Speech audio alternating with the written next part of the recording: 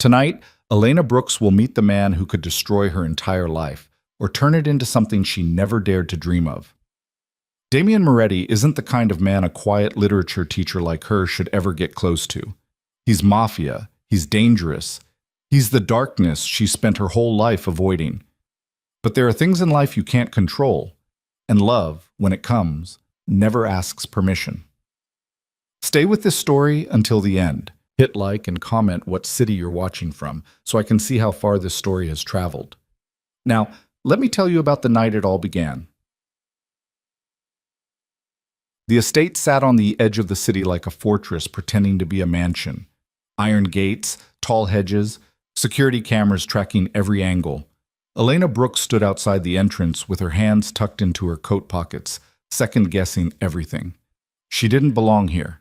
This was Sarah's world, her best friend since college, the one who'd grown up with money, privilege, and a family name that opened doors Elena didn't even know existed. Sarah had begged her to come tonight. 25th birthday. Big celebration. You have to be there, Elle. I need at least one normal person in that room. Elena almost laughed at that. Normal. As if normalcy were something Sarah actually wanted. The gate buzzed open before Elena could press the intercom. A voice crackled through. Miss Brooks, please proceed to the main entrance.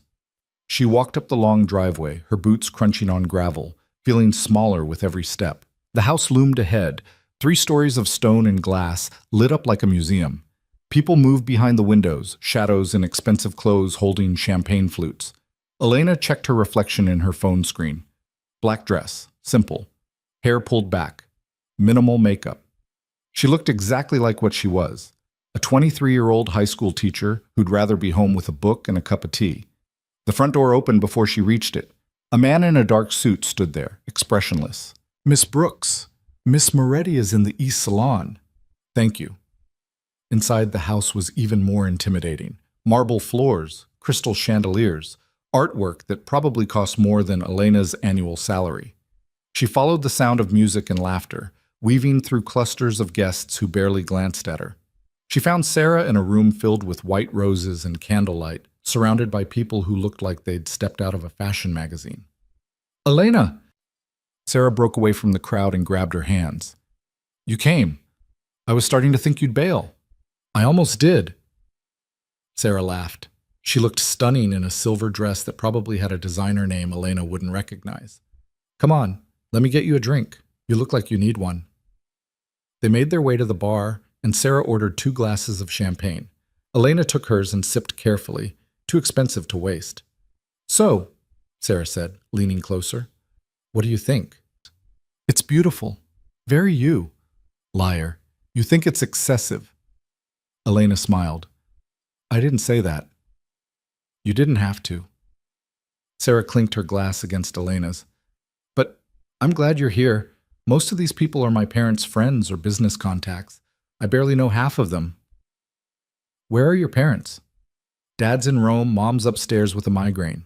Convenient timing, as always. Sarah's smile tightened. But my brother's here, somewhere. Elena had heard about Sarah's brother, but never met him. He was older, 10 years, maybe more. Sarah didn't talk about him much, and when she did, it was always vague. Busy, complicated, lives abroad. Does he come back often? Not if he can help it. Sarah's expression shifted, something unreadable crossing her face. He's not really the family gathering type. Before Elena could ask more, someone called Sarah's name from across the room. Sarah sighed. I have to go do the rounds. Stay here. Eat something. I'll find you later. She disappeared into the crowd, leaving Elena alone by the bar. Elena turned and scanned the room. She recognized a few faces from Sarah's social media, college friends, distant cousins, people who moved in circles Elena never touched. She felt the familiar weight of being out of place, like she was watching a movie she hadn't paid to see. She set her champagne down and slipped out of the salon, looking for somewhere quieter. The hallway was long and dimly lit, lined with oil paintings of people who looked stern and important. Elena wandered slowly, studying each one. She liked old houses. There was something about them, history pressed into the walls, secrets embedded in the woodwork.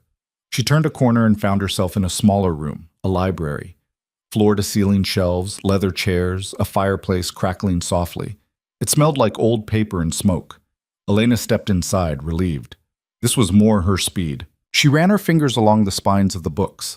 Classics, first editions, some in languages she didn't recognize. Whoever had collected these knew what they were doing. Looking for something? Elena spun around. A man stood in the doorway. Tall, dark hair, sharp features. He wore a black suit that fit him like it had been made for his body alone. His hands were in his pockets, and he watched her with an expression that gave nothing away. "I'm sorry," Elena said quickly. "I didn't mean to—" "You're Sarah's friend." It wasn't a question. "Yes, Elena." He didn't offer his name, just stepped into the room and closed the door behind him. The sound of it clicking shut made Elena's pulse jump. "You don't look like you're enjoying the party," he said. "I'm not much of a party person." "Then why come?" "Because Sarah asked me to."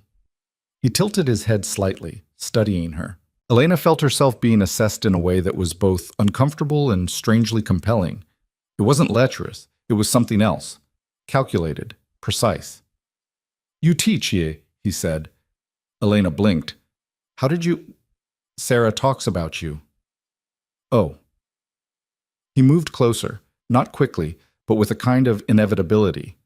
Elena found herself stepping back until her spine hit the bookshelf. "What do you teach?" "Literature, high school." "Do you like it?" "Most days." "And the other days?" Elena hesitated. "The other days I wonder if I'm making any difference at all." Something shifted in his expression, not quite a smile, but close. "Honest." "I try to be." He stopped a few feet away from her, close enough that she could see the faint scar above his left eyebrow, the way his jaw tightened when he wasn't speaking. He had dark eyes, almost black, and they didn't blink as much as they should. "You're Damien," Elena said. "Yes." "Sarah's brother." "Unfortunately." Elena didn't know what to say to that. "She didn't mention you were coming tonight," Elena added. "She didn't know." "Do you always show up unannounced?" "When it suits me." There was a silence, not awkward exactly, more like charged. Elena could hear the music from the party, muffled and distant. In here it felt like they were in a different world entirely. "You should go back to the party," Damien said. "I thought I wasn't enjoying it." "You're not, but you're safer there." Elena's stomach tightened. "Safer than where?" His gaze held hers.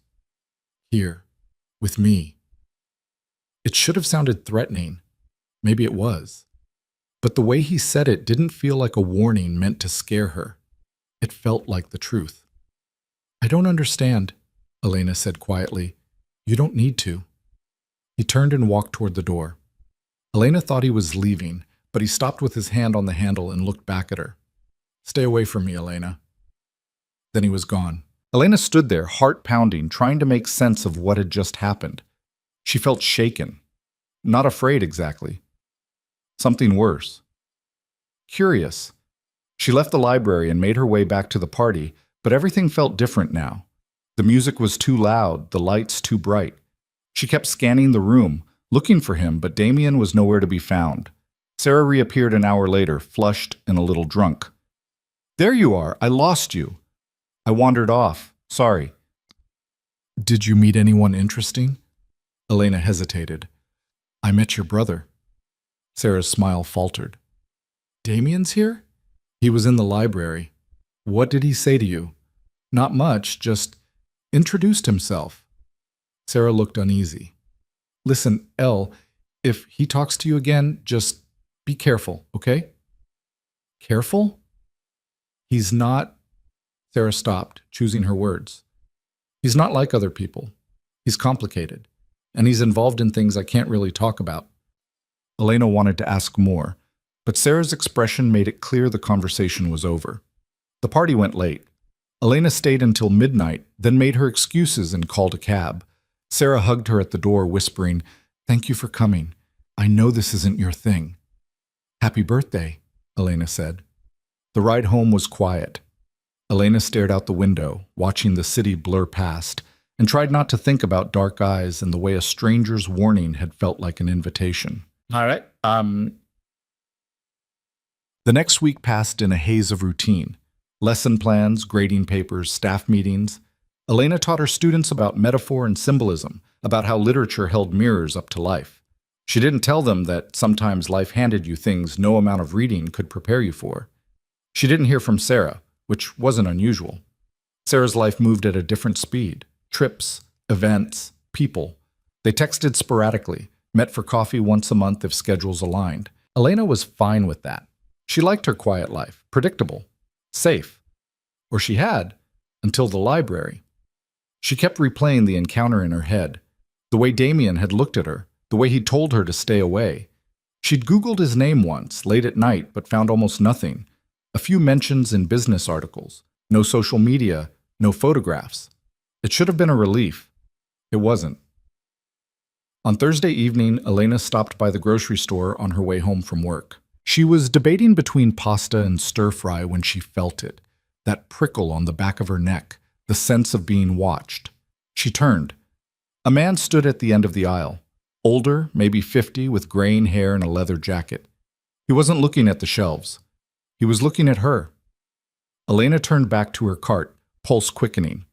Probably nothing, just paranoia. But when she moved to the next aisle, he followed. She grabbed a box of rice she didn't need and headed toward the registers. The man stayed a few paces behind. Elena's hands were shaking as she paid. She kept her head down, grabbed her bags, and walked quickly toward the exit. Outside, the parking lot was half empty. Streetlights flickered. Elena fumbled for her keys, trying not to run. Footsteps behind her. She spun around. The man was there, closer now. He stopped a few feet away and smiled. It didn't reach his eyes. Elena Brooks. Her blood went cold. I don't know you. No, but I know you. Leave me alone. Just wanted to say hello. You're friends with Sarah Moretti, right? Elena's heart slammed against her ribs. I don't know what you want, but relax. I'm just curious. Saw you at the party last week. Thought you looked out of place. I'm calling the police. She pulled out her phone, but before she could dial, another voice cut through the air. Step back! Elena's head snapped up. Damien stood 10 feet away, hands in his coat pockets, expression carved from stone. The man in the leather jacket stiffened. Didn't know she was yours. Now you do. The man raised his hands in mock surrender, backing away. No harm meant. Leave. The man walked quickly toward a car parked at the edge of the lot. Engine started. Headlights flared. Then he was gone. Elena stood frozen, bags still in her hands. Damien walked toward her slowly. You're going to drop those. She looked down. Her hands were trembling. He reached out and took the bags from her, setting them on the hood of her car. How did you... Elena's voice cracked. How did you know I was here? I've been keeping an eye on you. That's not an answer. It's the only one you're getting. Elena's fear was starting to shift into anger. Who was that man? No one you need to worry about. He knew my name. He knew I was at Sarah's party. Damien's jaw tightened. Which is why you need to be more careful.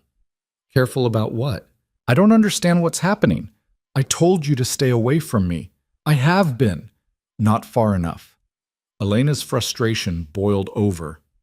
You don't get to do this. Show up out of nowhere, tell me cryptic things, and then act like I'm the problem. You're not the problem, Damien said quietly. I am. The anger drained out of her. He looked tired suddenly. Not physically. Damien didn't look like someone who ever got physically tired. But there was something in his eyes, a weight that hadn't been there at the party. Tell me what's going on, Elena said. No. Why? Because if I do, you'll be even more in danger than you already are. I think I have a right to know. Damien stepped closer. Elena didn't back away this time. She could smell his cologne, something dark and expensive, could see the faint stubble along his jaw. You met me once, he said. One conversation. That's all it took for someone to notice. That's how this works, Elena. People watch. They take notes. They look for weaknesses. And I'm a weakness? His silence was answer enough. Elena's throat tightened. So what now? You follow me around to make sure I don't get hurt because of a conversation I didn't ask for? Something like that. That's insane. Welcome to my world. He picked up her grocery bags and opened her car door. Get in. I'll follow you home. I don't need... Yes, you do. Elena wanted to argue, but the look on his face stopped her. This wasn't negotiable. She got in the car. Damien closed the door and walked to a black SUV parked 2 rows over. Elena hadn't even noticed it. She drove home with her hands gripping the wheel too tight, checking her rear-view mirror every few seconds. The SUV stayed 3 car lengths behind, steady and silent. When she pulled into her apartment complex, Damien parked across the street and got out. He carried her groceries to her door without asking. Elena unlocked it and stepped inside, then turned to face him. Thank you. Don't thank me. This is my fault. How is any of this your fault? Because I should have stayed in the library that night.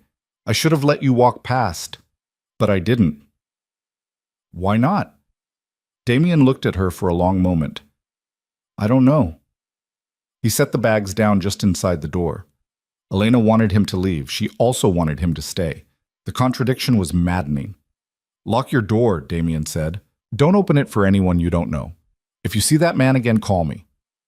He handed her a card, plain white, no name, just a phone number. I don't understand you, Elena said. Good, keep it that way. He left. Elena locked the door, then went to the window and watched the SUV pull away. She stood there long after the taillights disappeared, holding the card in her hand. She should throw it away. She didn't. Nuts. Sleep didn't come easily that night. Elena kept replaying the parking lot. The man's voice, the way Damien had appeared like he'd been waiting for it to happen. Keeping an eye on you. What did that even mean? By morning, she'd convinced herself it was over. One strange encounter. Nothing more. She'd avoid Sarah's world, keep her head down, go back to normal. But normal felt different now. At school, she taught her juniors about tragic heroes. Achilles, Macbeth, Gatsby. Men undone by their own flaws. One of her students, a sharp-eyed girl named Maya, raised her hand. Why do we only read about men who destroy themselves? We don't, Elena said. There are plenty of tragic heroines. But they're usually destroyed by someone else. The men do it to themselves. Elena paused. That's a good observation. So, which is worse? Choosing your own destruction or having it forced on you? The question sat with Elena for the rest of the day. That night, her phone rang. Unknown number. She almost didn't answer. Hello? It's Sarah. Relief flooded through her. Hey, I was starting to think you'd forgotten about me. Never. Sarah's voice sounded strange, tight. Listen, can we meet? I need to talk to you. Sure. When? Now? Elena checked the time. Almost 8. Is everything okay? Just, please. The cafe near your place, 30 minutes. She hung up before Elena could respond. Elena grabbed her coat and keys, that uneasy feeling creeping back. She walked the 3 blocks to the cafe, scanning the street as she went. No leather jackets, no strange cars. Sarah was already there, sitting in the back corner. She looked pale. Elena slid into the seat across from her. What's wrong? Did Damien come to see you? Elena's stomach dropped. How did you... He told me. Not everything, but enough. Sarah's hands were wrapped around a coffee cup she hadn't touched. I need you to stay away from him, Elle. I am. No, you're not. Not if he's showing up at grocery stores. Elena felt her face flush. That wasn't my fault. I know, but it doesn't matter whose fault it is. You can't be near him. Why? What is this really about? Sarah looked around, then leaned closer. Her voice dropped. My brother isn't a businessman, Elena. He's not traveling for work. He's not just complicated. Then what is he? He runs things, bad things, dangerous things, the kind of things that get people killed. The words landed like stones. Elena's mouth went dry. You mean, I mean my family isn't what you think it is. My father built an empire, and when he couldn't run it anymore, Damien took over. He's been doing it for 6 years, and he's good at it. Too good. Elena felt the room tilt slightly. Why are you telling me this? Because you need to understand what you're walking into. Damien doesn't do relationships. He doesn't do normal. People around him get hurt. Not because he wants them to, but because that's how his world works.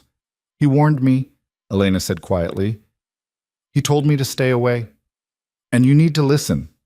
I am listening, but what am I supposed to do if someone follows me again? Sarah's expression cracked. Did someone follow you? Elena told her about the man in the parking lot. Sarah's face went white. That's exactly what I'm talking about. You met Damien once and now people are watching you. If they think you matter to him. She stopped. I can't let that happen. I don't matter to him, Elena said. I'm nobody. That's not how he looked at you. What? Sarah's eyes were sad. At the party, I saw the way he watched you leave the library. I've never seen him look at anyone like that. Elena's heart did something complicated. You're imagining things. I'm really not. They sat in silence. Elena's mind was racing. Mafia. The word felt ridiculous, like something out of a movie. But Sarah's fear was real. So what do I do? Elena asked. Nothing. You do nothing. You go back to your life and you forget you ever met him. And if that man comes back, then you call the police, not Damien. Elena looked down at her hands. The card was still in her coat pocket. She could feel it there, like a secret. Sarah reached across the table and squeezed her hand. I love you, Elle. You're the only real friend I have. I can't watch you get pulled into this. I won't, Elena promised, but even as she said it, she wasn't sure she believed it. They left the cafe together. Sarah hugged her tight before getting into a car that Elena definitely recognized from the party, one of the silent men in suits behind the wheel. Elena walked home alone, the city buzzing around her. She thought about tragedy and choice, about destruction that came from within and destruction forced from without. She thought about dark eyes and quiet warnings. When she got home, she pulled out the card and stared at the number for a long time.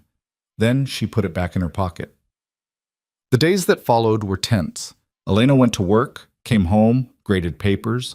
She didn't see the man in the leather jacket again. Didn't see Damien either. She told herself it was better this way.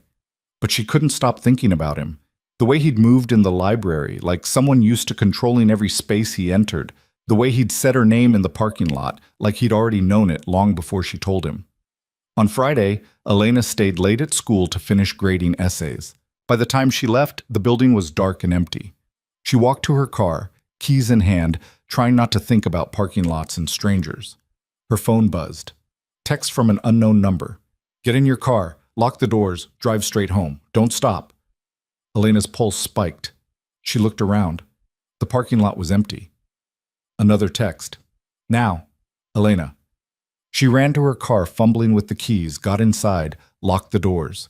Her hands were shaking so badly she could barely get the key in the ignition. She drove. Fast. Checking the rearview mirror constantly. Halfway home, she saw them. Headlights following at a distance. Not the SUV. Something else. Elena's breath came in short gasps. She thought about calling the police, but what would she even say? She took a sudden turn, trying to lose them. The headlights followed. Her phone rang. She answered without looking. Pull into the parking garage 2 blocks ahead, Damien's voice said. 3rd level. I'll be there. How are you Just do it. Elena yanked the wheel and turned into the garage. Tires squealed as she spiraled up the ramp. 3rd level. She saw the SUV immediately parked near the stairwell. Damien stepped out as she pulled up beside him. Get out, he said. Elena obeyed, legs unsteady. Damien put a hand on her back, guiding her toward the SUV. His touch was firm but not rough. What about my car? Someone will get it. He opened the back door of the SUV. Elena hesitated. Trust me, Damien said. Elena didn't know why she did, but she got in. Damien slid in beside her. The driver pulled out immediately, smooth and fast. Elena twisted to look out the back window. The other car had stopped at the entrance to the garage, headlights glaring. Who were they? Elena asked. People who want to know what you mean to me. I don't mean anything to you. Damien looked at her. If that were true, you wouldn't be in this car. Elena's throat felt tight. Where are we going? Somewhere safe.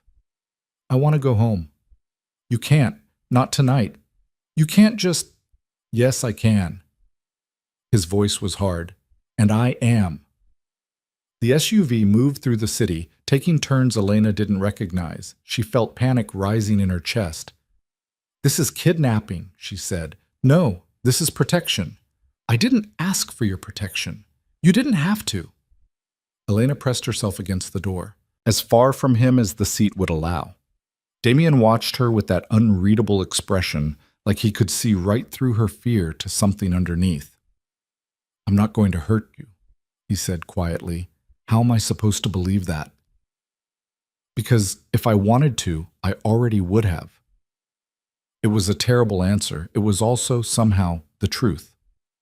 They drove for another 20 minutes before pulling into an underground garage beneath a building Elena didn't recognize. Damien got out first, then held the door open for her.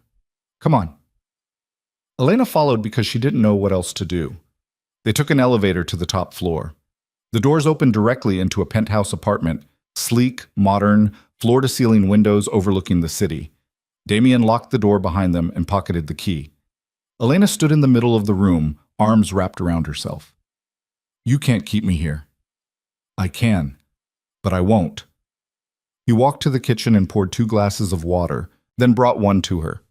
You're free to leave whenever you want, but if you do, I can't guarantee your safety. Why not? Because the people following you tonight weren't amateurs. They were sent by someone who wants leverage against me, and right now, you're leverage. Elena's hands trembled as she took the glass. I don't understand any of this. I know. Then explain it to me. Damien set his glass down and looked at her for a long moment. Then he sighed, something almost human breaking through the armor. Sit down, he said. This is going to take a while. Elena sat on the edge of the couch. Damien stayed standing, hands in his pockets, silhouetted against the windows. My father built his business on violence and fear, he said. When he died, that business became mine. I didn't want it, but I was the only one who could hold it together. Sarah said, I know what Sarah said. She's not wrong.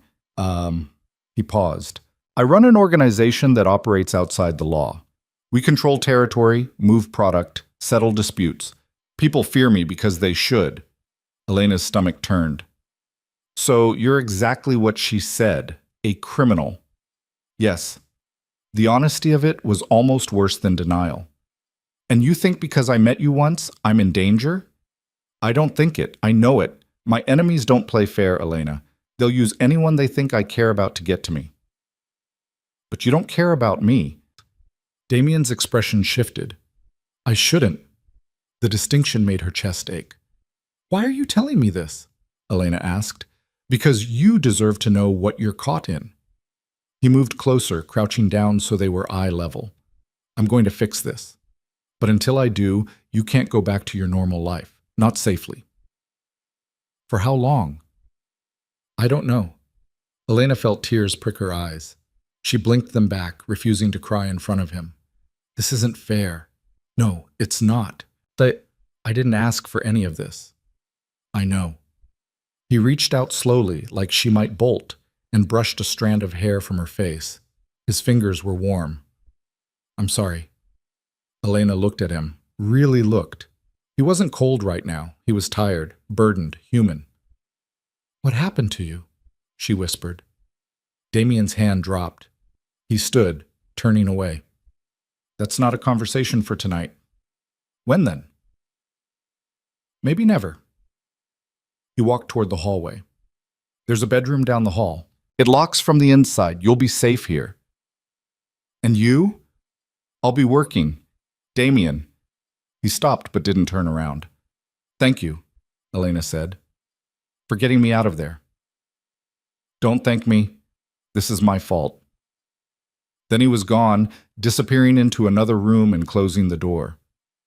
Elena sat alone in the too big, too expensive apartment, listening to the city hum beyond the glass. She thought about her students, her quiet life, her books. Everything felt impossibly far away. She got up and walked to the windows. The city sprawled below, a million lights in the darkness. Somewhere out there, people were looking for her, people who wanted to hurt her to get to Damien. And Damien, who'd warned her, pushed her away, and then saved her anyway, was somewhere in this apartment, carrying a weight she couldn't begin to understand. Elena pressed her palm against the glass. She should be terrified. She was. But beneath the fear was something else. Something dangerous. Curiosity. Connection. The terrible, undeniable pull of wanting to understand someone you knew you shouldn't. Elena closed her eyes. This was how it started, she thought. This was how safe people ended up in danger. Not because they were reckless, but because sometimes danger came wrapped in protection, and you didn't know the difference until it was too late. She went to the bedroom Damien had mentioned. It was simple. White sheets, soft lighting, a door that did in fact lock from the inside. Elena locked it. Then she lay down on top of the covers, fully clothed, and stared at the ceiling. Sleep didn't come for a long time, but when it did, she dreamed of dark eyes and quiet warnings, and a man who'd told her to stay away even as he pulled her closer. Morning came through unfamiliar windows. Elena woke disoriented, still dressed, her mouth dry. For a moment she didn't remember where she was. Then it hit her. The penthouse, the chase, Damien's confession. She sat up slowly, listening. The apartment was quiet. Elena unlocked the bedroom door and stepped into the hallway. Sunlight poured through the living room windows, making everything look softer than it had last night. She found Damien in the kitchen, standing at the counter with a cup of coffee and his phone pressed to his ear. He was still wearing last night's clothes, shirt wrinkled, sleeves rolled up. He saw her and held up one finger. Wait. I don't care what he thinks, Damien said into the phone, voice flat. Tell him if he has a problem, he can take it up with me directly. He paused. No. Not over the phone. In person. Another pause. Then he's not that concerned, is he? He hung up and set the phone down. Coffee? He asked. Please. He poured her a cup without asking how she took it. Black. She would have preferred cream, but she didn't say anything.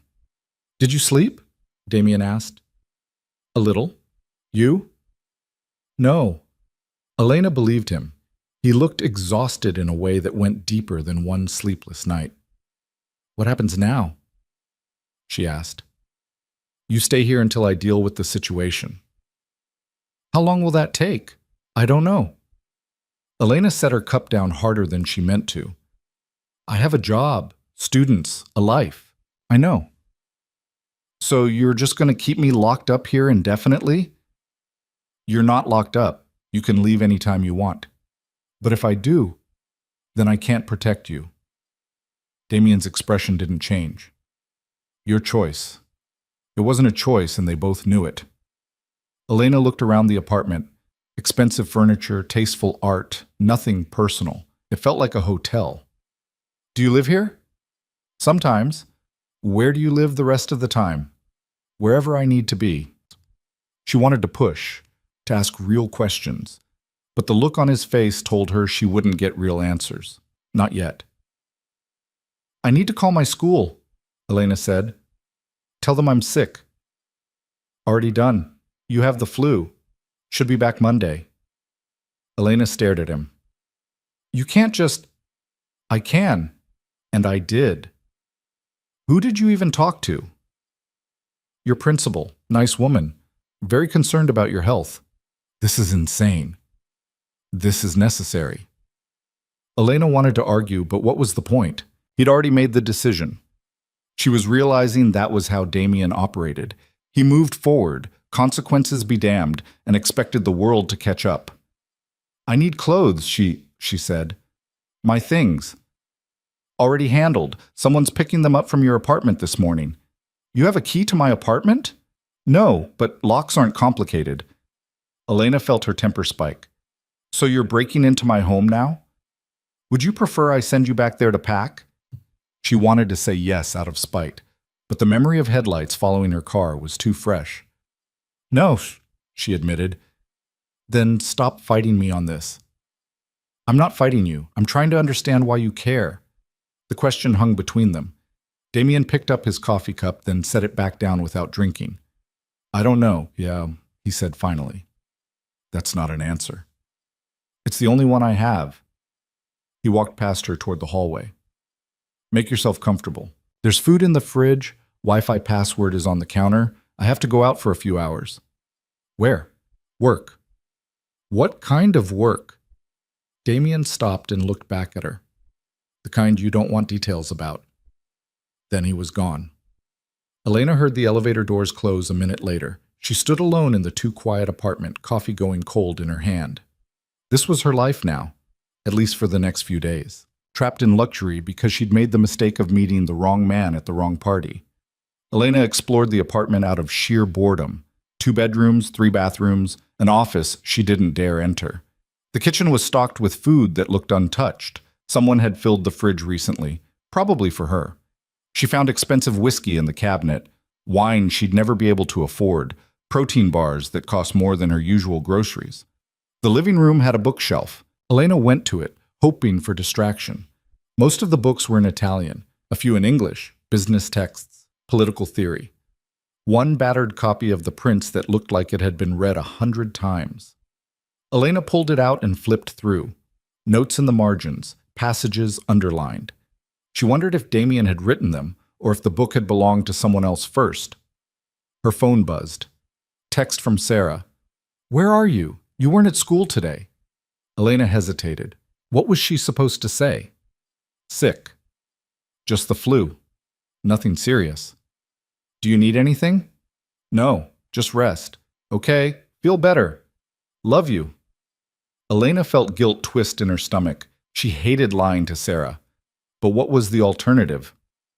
Your brother has me stashed in his penthouse because people are trying to use me against him?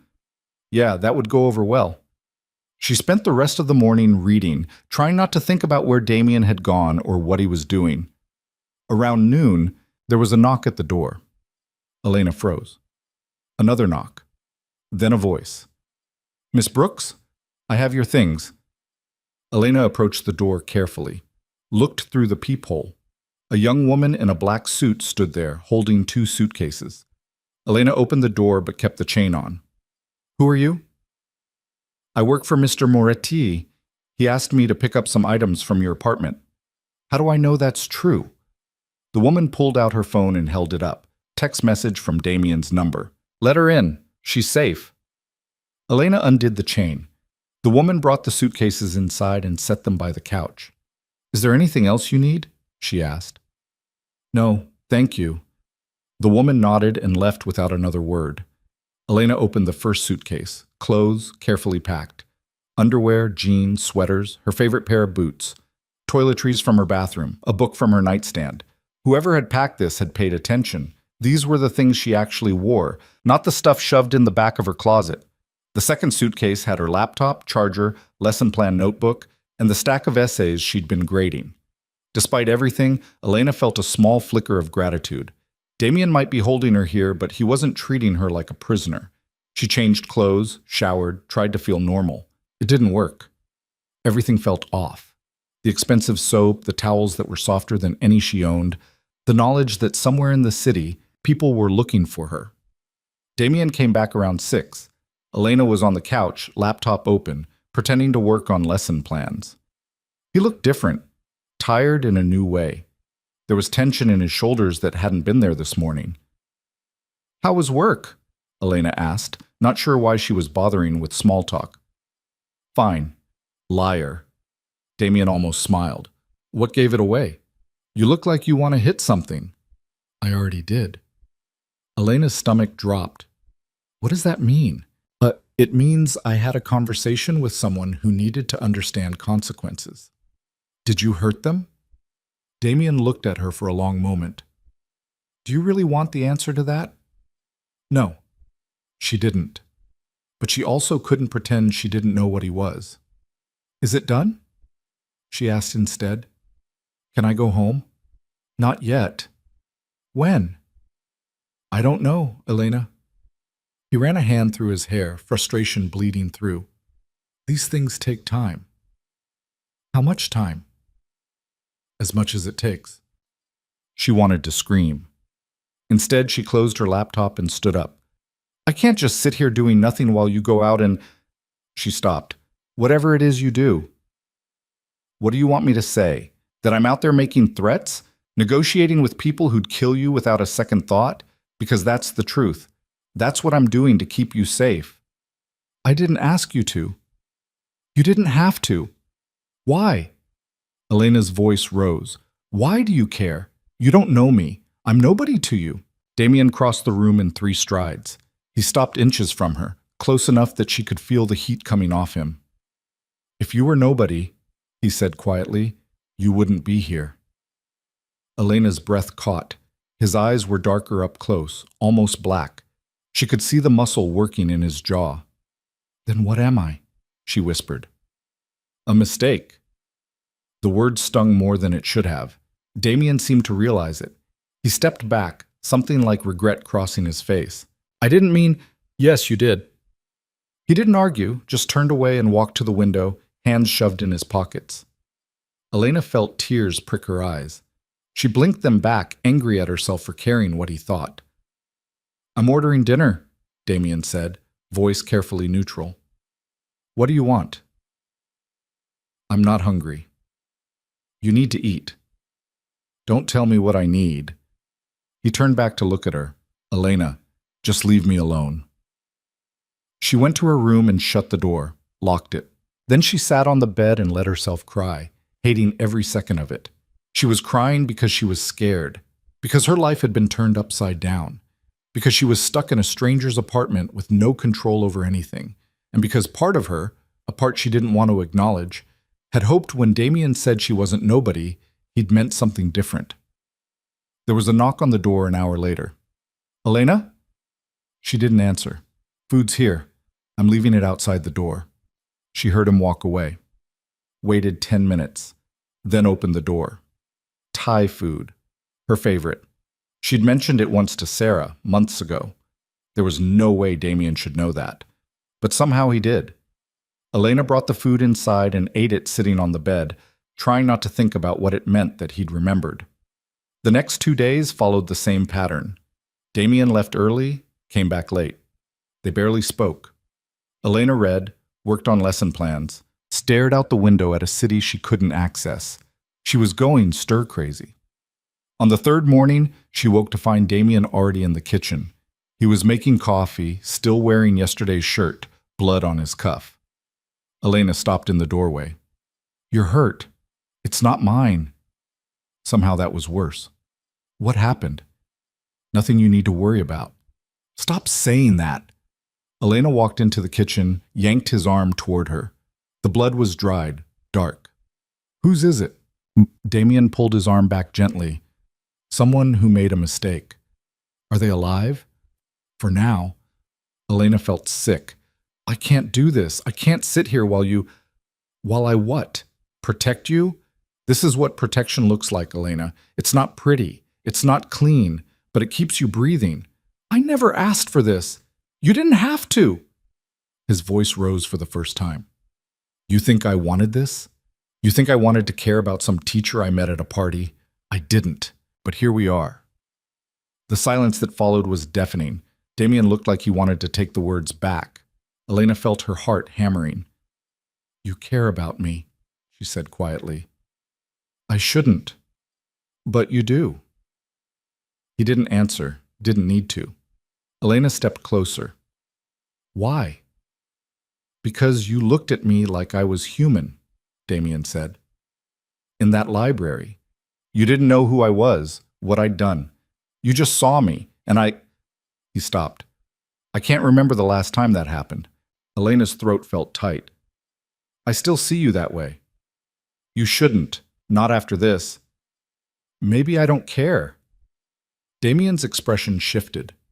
You should. But he didn't move away, neither did she.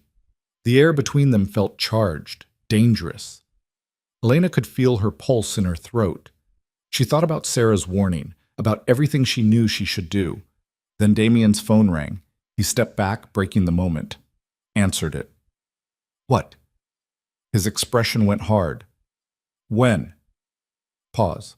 I'll be there in 20. He hung up and looked at Elena. I have to go. What happened? Nothing good.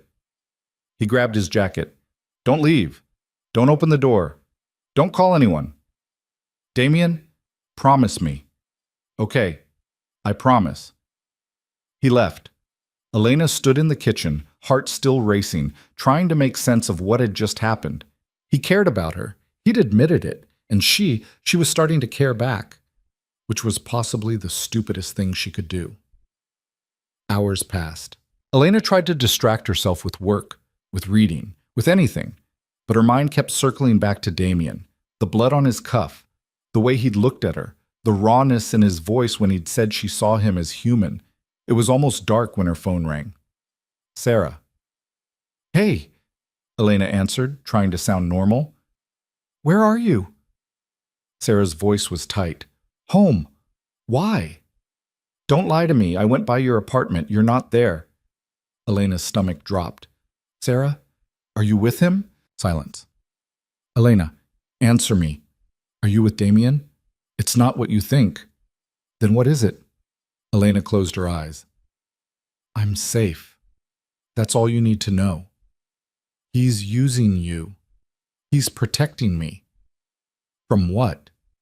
From people who want to hurt him through me. Sarah made a sound like she'd been punched. Oh my God, I told you to stay away from him. I tried, I did. But things happened. What things? Elena told her. The parking lot, the chase, the apartment. Sarah was silent through all of it. I'm coming to get you, Sarah, Sarah said finally. You can't. Watch me. Sarah, please, this isn't Damien's fault. Yes, it is. Everything about this is his fault. Her voice cracked. You're my best friend, the only person in my life who's real, and he's going to get you killed. He won't. I trust him. You barely know him. I know enough. Sarah laughed, bitter. You're falling for him, aren't you? Elena didn't answer. Elena, please. Whatever you think is happening between you two, it's not real. He doesn't do real. He can't. You don't know that. I'm his sister. I know exactly what he's capable of. I have to go. Elena. She hung up, then turned off her phone. Her hands were shaking. Sarah was right about so many things. This was dangerous, stupid. She barely knew Damien. She should run. But the memory of him saying she made him feel human wouldn't leave her alone. Damien came back near midnight. Elena was still awake, sitting in the dark living room. He saw her and stopped.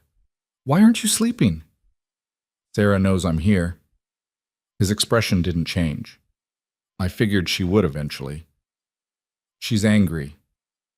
She has a right to be. She thinks you're using me. I am. Elena stood up. Don't do that. Do what? Pretend you don't care. Not after this morning. Damien's jaw tightened. What I said was the truth. Was a mistake. Stop calling me that. Elena crossed the room. Stop acting like this is something you can control. Everything is something I can control. Not this. Not me. Damien looked at her like she'd struck him. You should be afraid of me. I am. Then why are you still here? Because I'm more afraid of what happens if I leave. She didn't just mean the people hunting her. She meant this. Whatever was building between them. The thing she couldn't name but could feel pulling her closer. Damien reached out, almost involuntarily, and brushed his thumb across her cheekbone. His hand was rough, scarred. Elena leaned into the touch before she could stop herself. This can't happen, he said quietly. I know. If I let myself care about you, really care, it puts you in more danger than you're already in. I know that too. Then why? Because I don't care. Elena's voice broke. I don't care about the danger or the consequences or any of it. Damien kissed her. It wasn't gentle. It was desperate, hungry, like something he'd been holding back too long. Elena's hands fisted in his shirt, and she kissed him back just as hard, all the fear and frustration and longing pouring out of her. He backed her against the wall, one hand tangled in her hair, the other braced beside her head. Elena felt his heart pounding against hers, felt the tension coiled in every muscle. When he finally pulled back, they were both breathing hard. This is a mistake, Damien said. Probably. I'm going to hurt you. Maybe. Elena. She kissed him again, softer this time. He made a sound low in his throat and gave in, pulling her closer. They didn't make it to the bedroom. Elena didn't care. All she cared about was the feeling of his hands on her, the weight of him, the way he said her name like it was the only word that mattered. Later, tangled together on the couch, Damien ran his fingers through her hair. I meant what I said, he told her. This is dangerous. I know. I can't promise you safety. I'm not asking you to. What are you asking for? Elena looked up at him. The truth. That's all. Just be honest with me. Damien was quiet for a long time. Then he said, I've killed people, Elena. Not in self-defense, not accidentally. I've made the choice, pulled the trigger, and walked away. She should have flinched. Part of her wanted to, but she didn't.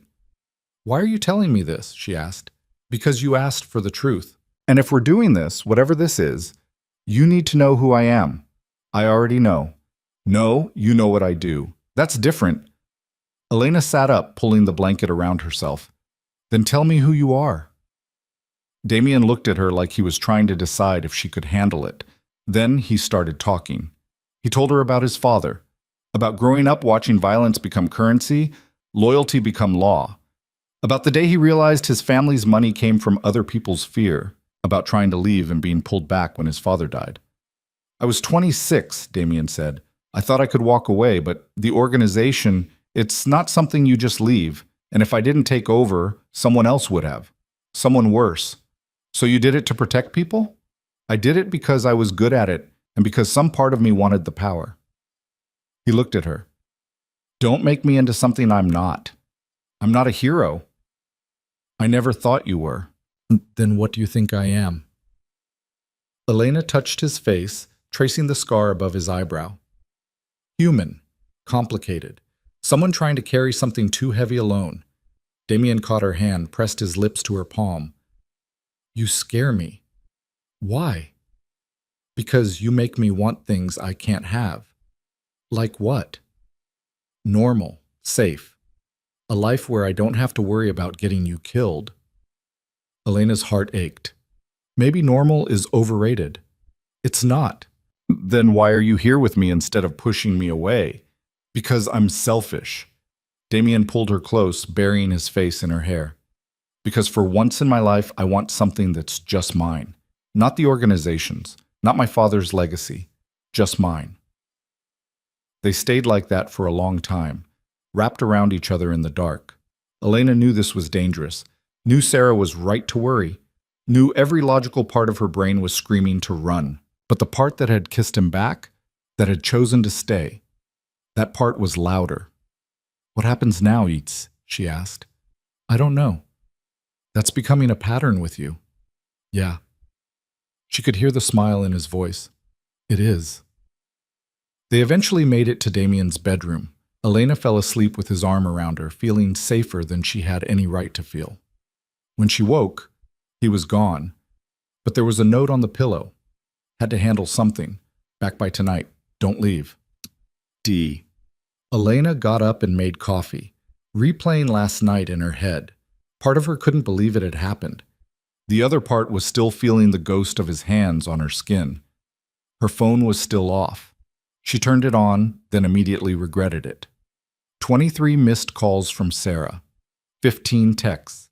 Please call me. I'm worried. Elena, answer your phone. If you don't call me back, I'm coming there. The last one was from an hour ago. Elena called her back. Sarah answered on the first ring. Where are you?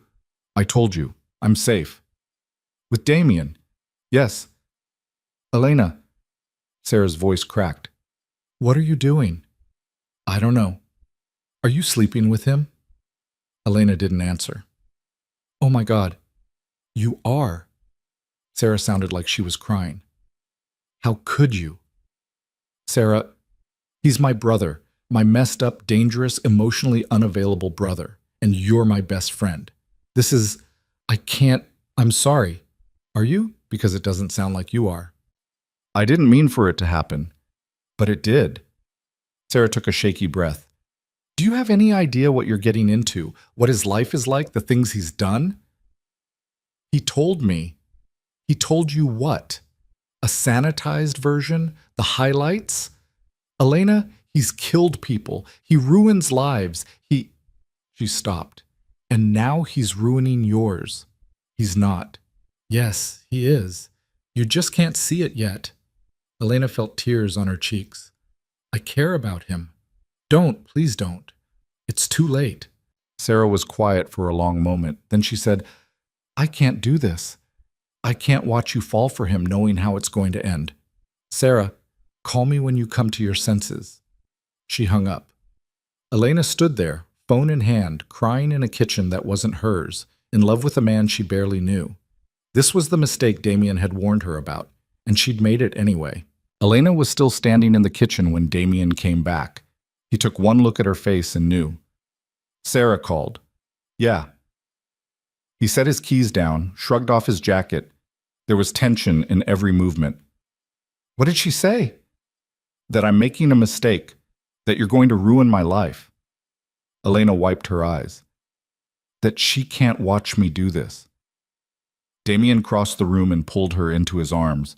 Elena buried her face in his chest, breathing him in, smoke and cologne and something darker she couldn't name. She's not wrong, he said quietly. I don't care. You should. Elena pulled back to look at him. Are you trying to push me away again? Every single day. His hand came up to cup her face. But I'm apparently terrible at it. Good. He kissed her forehead, then her nose, then her mouth, soft and careful, like she might break. Elena grabbed his shirt and kissed him harder, needing to feel something other than the ache Sarah's words had left behind. When they broke apart, Damien rested his forehead against hers. I need to tell you something. Elena's stomach tightened. What?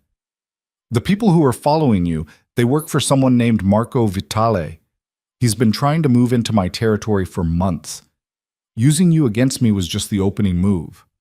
What's the next move? I don't know yet, but it's coming.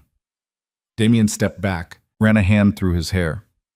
I'm handling it, but until I do, you can't leave here, and you can't have contact with anyone outside. I already talked to Sarah. I know, that's done, but no one else, not your school, not your family, no one. For how long? However long it takes. Elena felt frustration rising. You keep saying that, but I need more than that. I need a timeline. I need to know when my life goes back to normal. It doesn't. Damien's voice was flat. That's what you're not understanding. After this, after us, your life isn't going back to what it was. Why not? Because people know about you now. They know you matter to me. That doesn't go away just because the immediate threat does.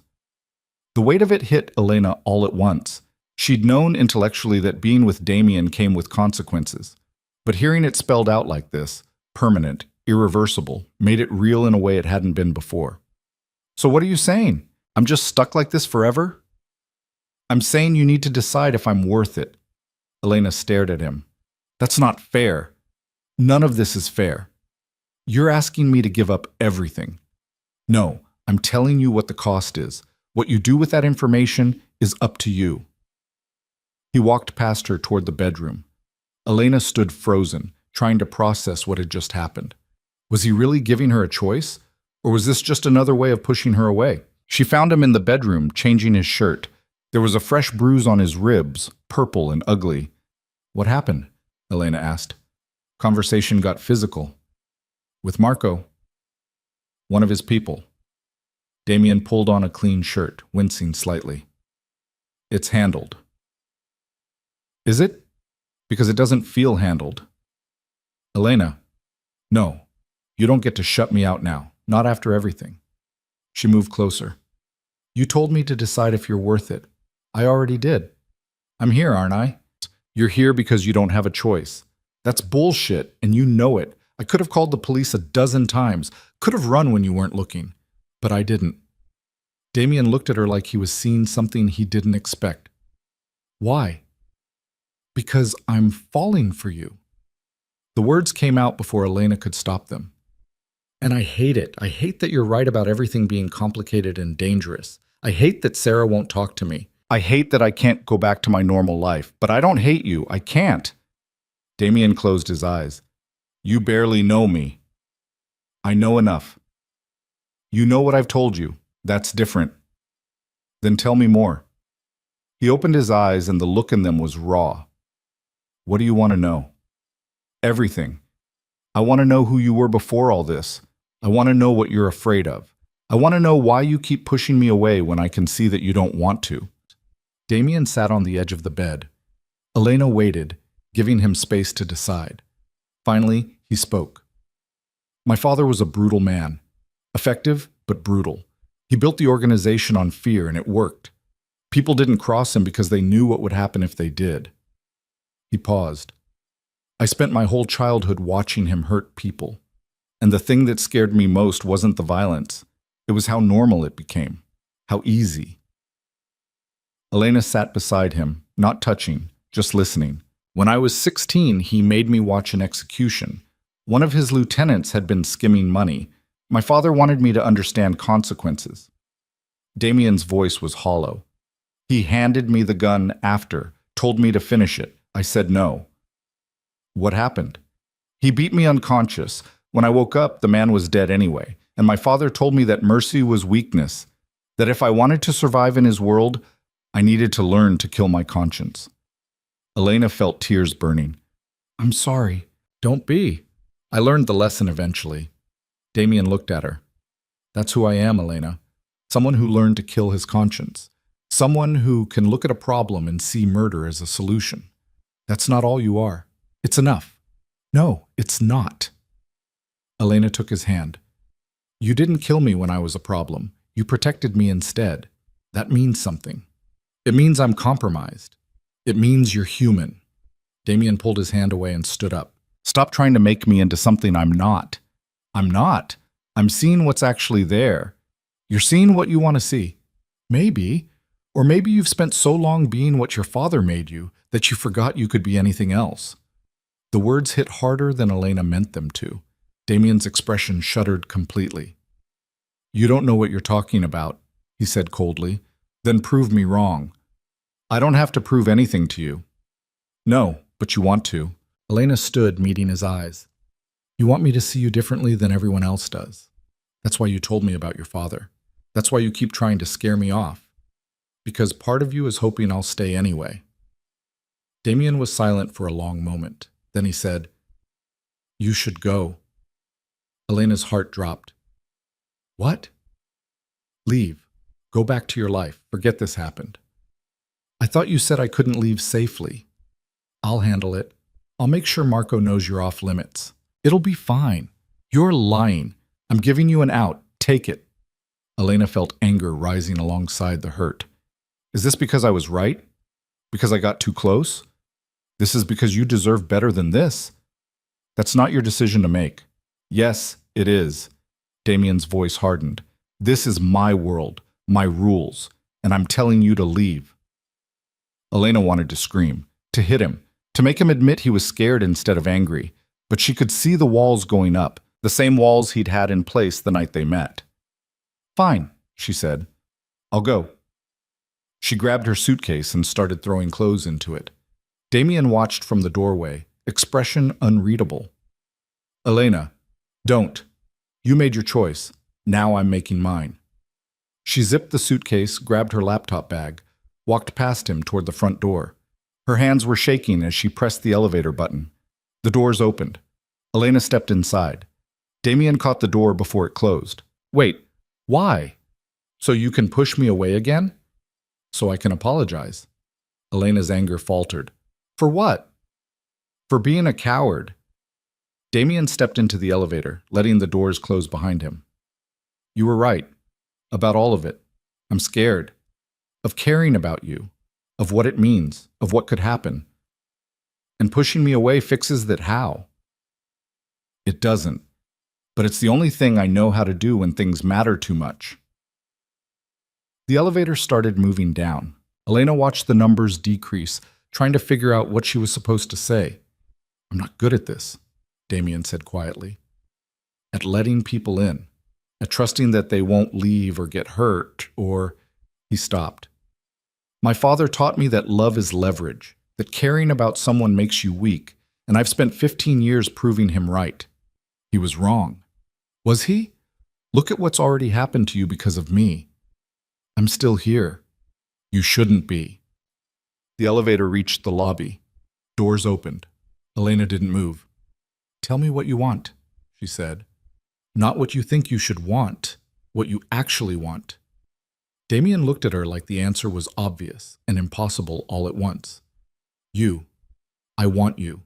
Every version of this I've run through my head ends badly, and I still want you anyway. Elena hit the button for the penthouse. The elevator started moving up. Then stop trying to make my decisions for me, she said. I know what I'm getting into. I'm not naive. I'm choosing this with my eyes open. Why? Because you make me feel alive in a way nothing else does. Because when I'm with you, I'm not just the careful, safe person I've always been. Because you see me too, Damien, not just who I am, but who I could be. The elevator reached the top floor. They stood there, inches apart, the air between them electric. Damien cupped her face in both hands. If we do this, really do this, I need you to promise me something. What? That you'll tell me if it gets too much, if you need out. Don't stay because you think you can fix me or save me. Stay because you want to, and leave if you don't. I can promise that. And promise me you'll be careful, that you'll listen when I tell you something's dangerous. Okay. And promise, his voice cracked. Promise you won't make me choose between you and keeping you safe, because I'll choose keeping you safe every time, even if it means you hate me for it. Elena's throat tightened. I promise. He kissed her then, hard and desperate, like he was trying to pour everything he couldn't say into it. Elena dropped her bags and kissed him back, her hands fisting in his hair. They made it back to the apartment, barely. Damien pressed her against the door the moment it closed, his hands everywhere. Elena pulled at his shirt, needing skin, needing to feel him real and solid against her. Bedroom, she gasped between kisses. Too far. They didn't make it to the bedroom. Elena didn't care. All she cared about was this, the weight of him, the way he said her name like a prayer, the feeling of being wanted this completely. Afterward, they lay tangled on the floor, breathing hard. Damien traced patterns on her shoulder. I've never done this before, he said. Had sex on the floor? Let someone matter this much. Elena turned to look at him. His guard was down, expression open in a way she'd never seen. I'm terrified, he admitted, of losing you, of failing to protect you, of becoming my father and hurting you myself. You're not him. How do you know? Because he wouldn't be terrified. He wouldn't care. Damien pulled her closer. Stay with me. Not just tonight. Really stay. I'm not going anywhere. Even when it gets hard, especially then. They eventually made it to the bed. Elena fell asleep wrapped in Damien's arms, feeling like maybe, despite everything, this could actually work. She woke to shouting. Elena shot upright. Damien was already out of bed, pulling on pants, grabbing his phone. His face was stone. What's happening? Elena asked. Stay here. Damien, stay here. He grabbed a gun from the nightstand drawer. Elena's blood went cold. He left the bedroom. Elena heard voices in the living room, Damien and someone else, male, speaking rapid Italian. The tone was urgent, angry. Elena grabbed Damien's shirt from the floor and put it on, then crept to the bedroom door, pressed her ear against it. Don't care what he wants? Damien's voice, hard as iron.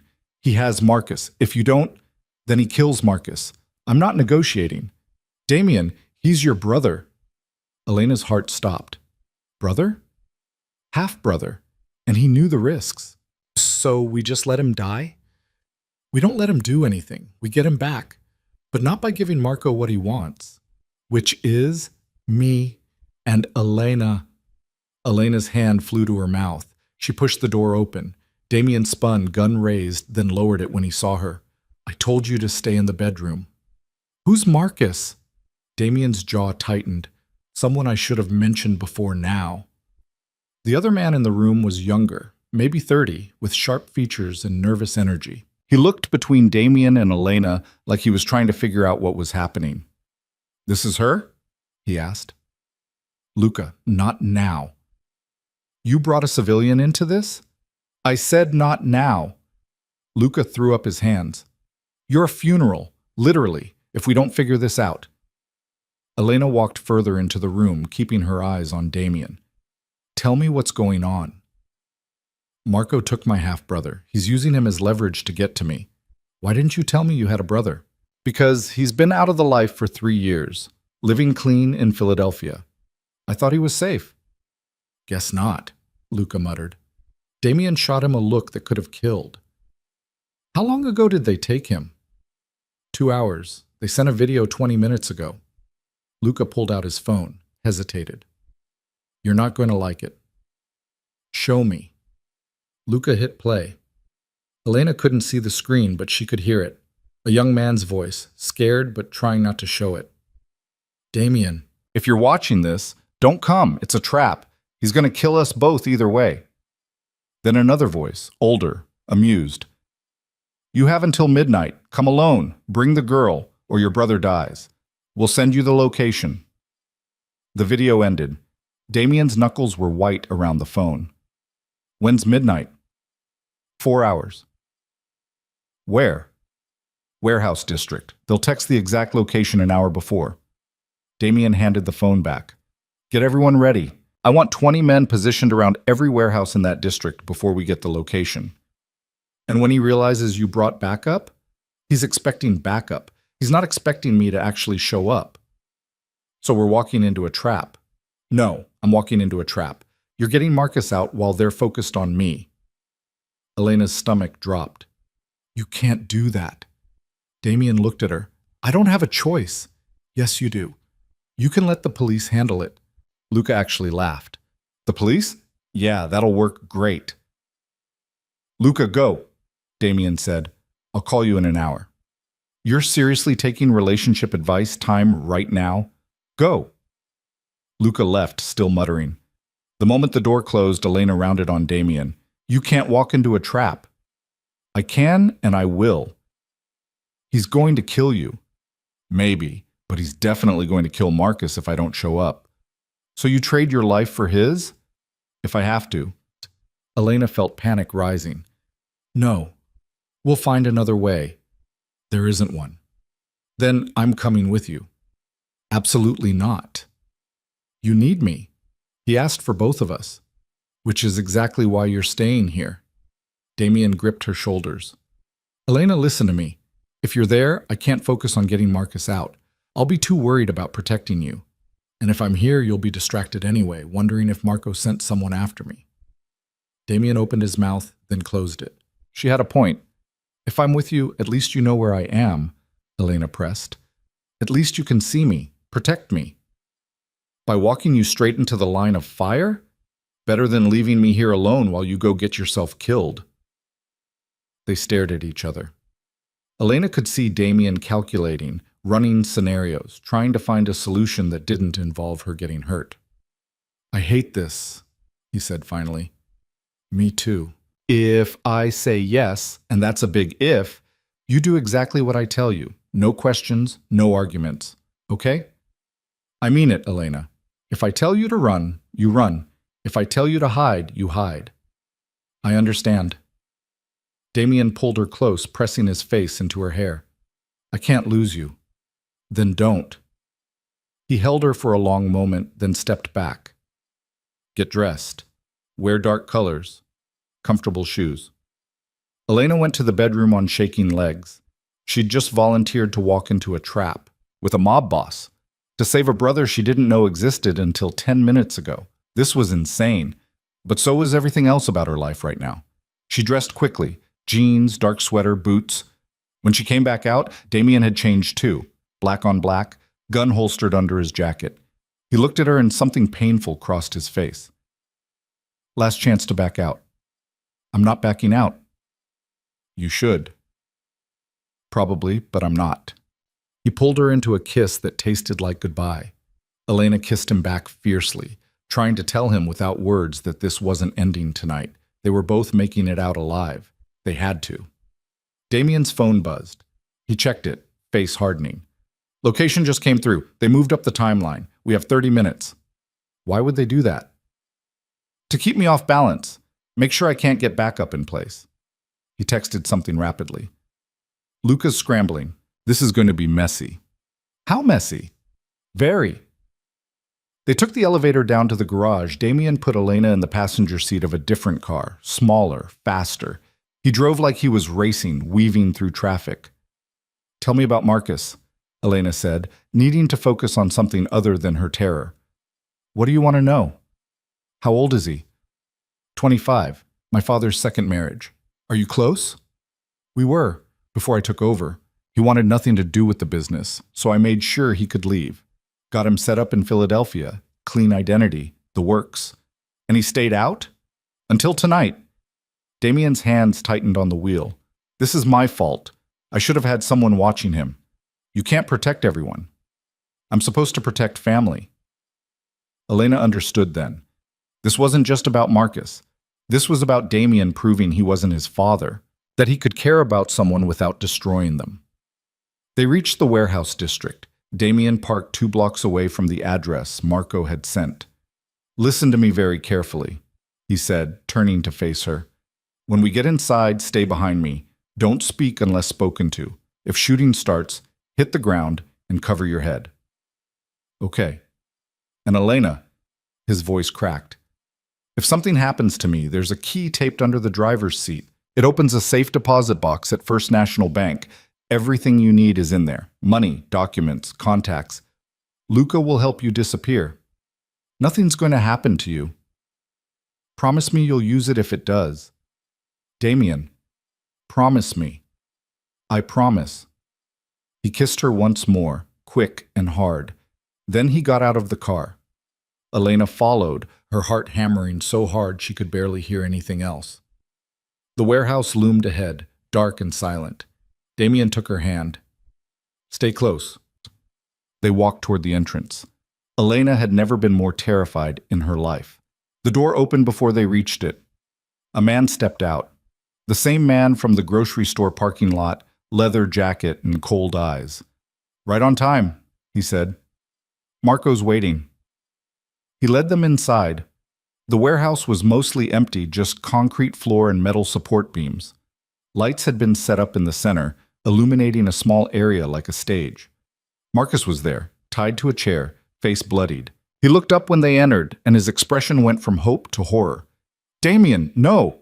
Shut up, said a new voice. A man stepped into the light.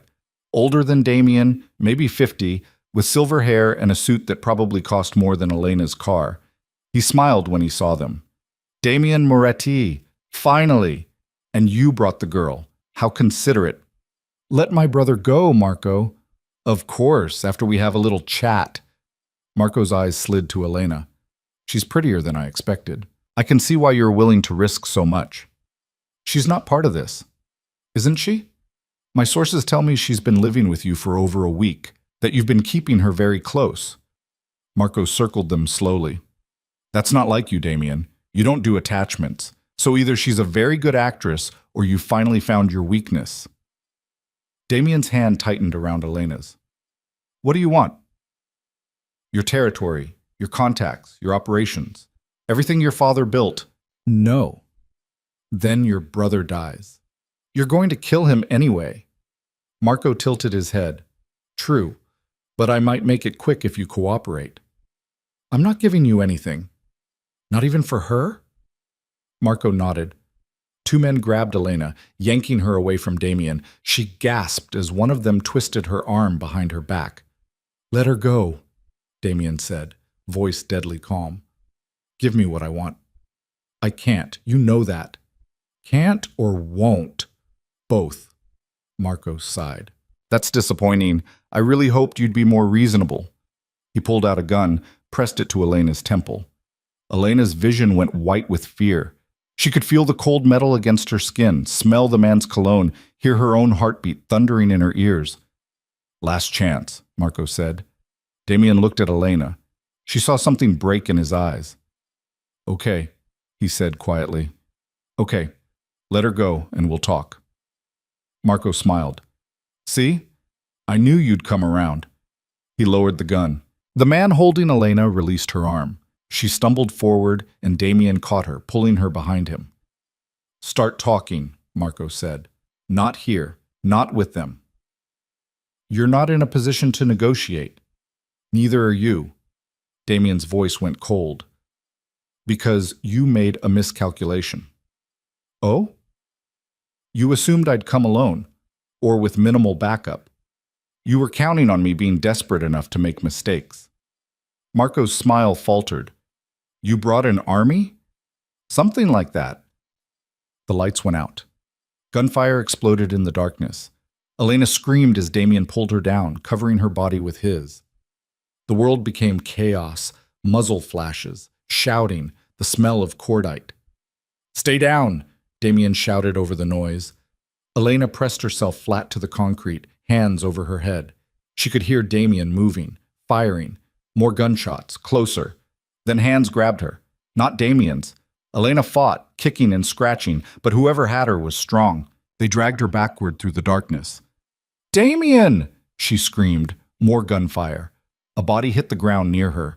The hands released her, and Elena scrambled away, crawling blindly. The emergency lights kicked on, dim and red. Elena could see shapes now, men fighting. Marcus still tied to the chair. Damien moving through the chaos like violence made human. He saw her. Their eyes met across the warehouse. Then Marco stepped between them, gun raised. Enough! He shouted. The fighting stopped. Everyone froze. Marco had his gun pointed at Damien's head. Drop it, or I kill her next. Damien hesitated. Now, Damien? The gun clattered to the floor. Marco smiled. Better. Now we're going to... Marcus hit him. Elena didn't even see him break free from the chair, didn't see him grab the knife someone had dropped. But suddenly, Marcus was there, driving the blade into Marco's side. Marco screamed. His gun went off, wild. The bullet hit somewhere above them. And then Damien moved. Fast, brutal, efficient. He picked up his gun and shot Marco 3 times. Center mass. No hesitation. Marco went down. The warehouse erupted again. Marco's men scattering, Damien's people closing in. Luca appeared, shouting orders. Damien ran to Elena. Are you hurt? No, I don't. I'm fine. He pulled her up, checked her over quickly, then turned to Marcus. You okay? Been better. Marcus was bleeding from his wrists where the ropes had cut in. Thanks for the rescue. Thank me later. We need to move. They ran for the exit, Luca covering their retreat. Elena's legs felt like rubber, but she kept moving, kept running. They burst out into the night air. Sirens wailed in the distance. Go, Luca said. I'll clean this up. Damien didn't argue. He got Elena and Marcus into the car and drove, fast and reckless, away from the warehouse. Elena sat in the back seat, shaking. Marcus was beside her, pressing his jacket against a cut on his head. You must be Elena, he said. Yes, Sassam. I'm Marcus. Sorry we're meeting like this. It's fine. Are you okay? I will be. You? I don't know yet. They drove in silence for a while. Damien's eyes kept flicking to the rearview mirror, watching her. Finally, they pulled into an underground garage. Different building, different safe house. Damien got them upstairs and locked the door. Then he turned to Marcus. You're going back to Philadelphia, tonight. And this time, I'm putting actual security on you. Damien, non-negotiable. Okay. Marcus looked at Elena. Thank you for coming. Damien wouldn't have made it without you there to motivate him. Elena didn't know what to say to that. Marcus left them alone, disappearing into one of the bedrooms to clean up. Elena stood in the middle of the room, still shaking.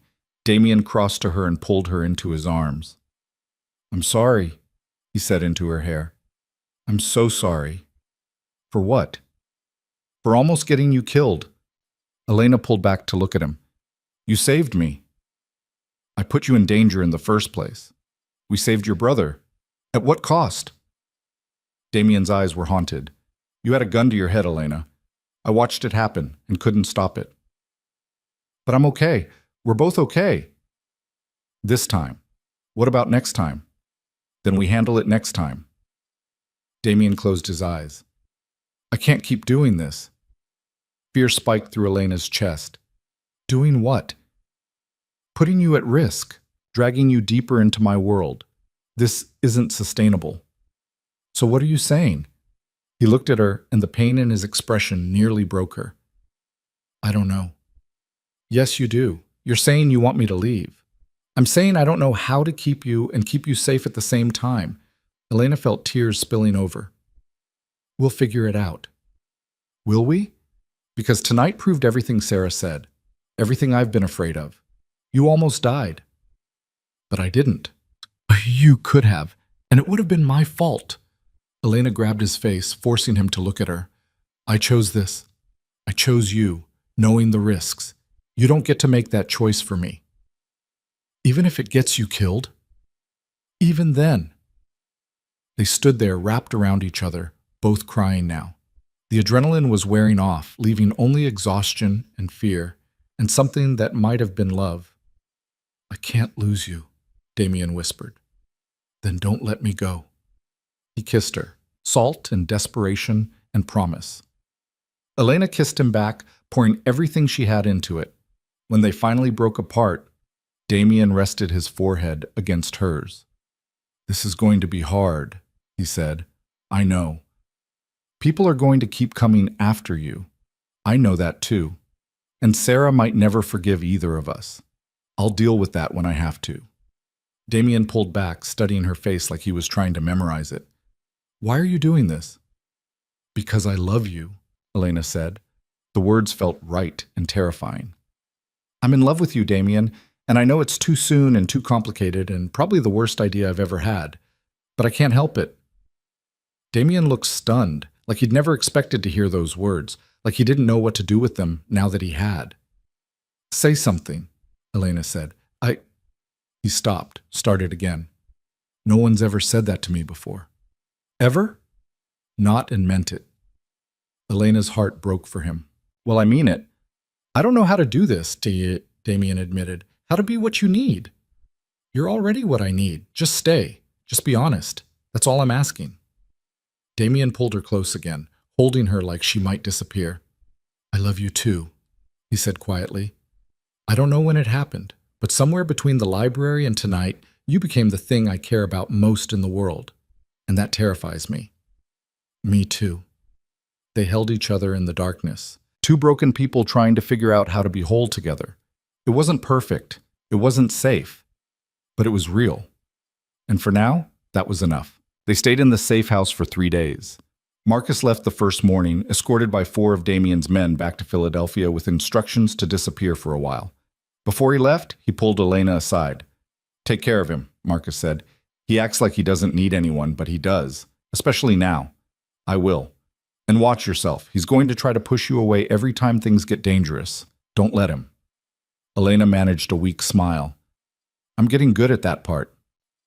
After Marcus left, the apartment felt too quiet. Damien spent hours on the phone, coordinating cleanup from the warehouse, managing fallout. Elena listened to him switch between English and Italian, his voice hard and businesslike, nothing like the way he'd sounded when he told her he loved her. She was grading papers on the couch when he finally hung up and collapsed beside her. How bad is it? She asked. Could be worse. Marco's dead. His second-in-command is scrambling to hold things together. We'll have a few weeks of chaos, then someone will try to fill the power vacuum. And then I deal with whoever that is. He rubbed his eyes. It's always the same pattern. Someone gets ambitious, makes a move. I shut them down. Repeat until I'm too old or too dead to keep doing it. Elena set her papers aside. Is that really how you see your future? It's how it is. What if it didn't have to be? Damien looked at her. What are you suggesting? I don't know. Something different. You said yourself you didn't want this life. Wanting and having are different things. Are they? You control the organization. Can't you change how it works? It's not that simple. Why not? Damien stood up, walked to the window. Because the moment I show weakness, the moment I try to go soft, someone will see it as an opportunity. The only reason I'm still alive is because people are afraid of me. So you stay brutal forever? That's the plan? That's reality. Elena got up and went to him. What if you didn't have to do it alone? What if you had help? I have Luca. I have my people. I mean real help. Someone who sees the bigger picture. Someone who could help you transition the business into something legitimate. Damien laughed, but there was no humor in it. You've been reading too many crime novels. I'm serious. So am I. You can't just wave a wand and make an organization like this legal. There are billions of dollars in illegal operations, connections that go back decades, people who've built their entire lives on this system. But you've thought about it, Elena pressed. Haven't you? About what it would take to get out? Damien was quiet for a long moment. My father tried once. When I was 12. He wanted to go legitimate, invest in real businesses, clean the money properly. It almost got him killed. The old guard wouldn't allow it. They staged a coup, and he had to put it down violently to keep control. But you're not your father. No, I'm worse. I learned from his mistakes. I know how to hold power absolutely, which means I also know how hard it would be to give it up. Elena took his hand. I'm not asking you to give it up. I'm asking if you've ever considered transforming it, slowly, over time. Why do you care? Because I can't watch you do this forever. I can't sit by while you destroy yourself trying to be what your father made you. Damien turned to face her fully. And if I can't change, if this is all I am, then I'll love you anyway, but I don't believe that's all you are. He pulled her close, resting his chin on top of her head. You have too much faith in me. Someone has to. They stood like that for a while, wrapped in each other, trying to figure out how to build a future from violence and fear.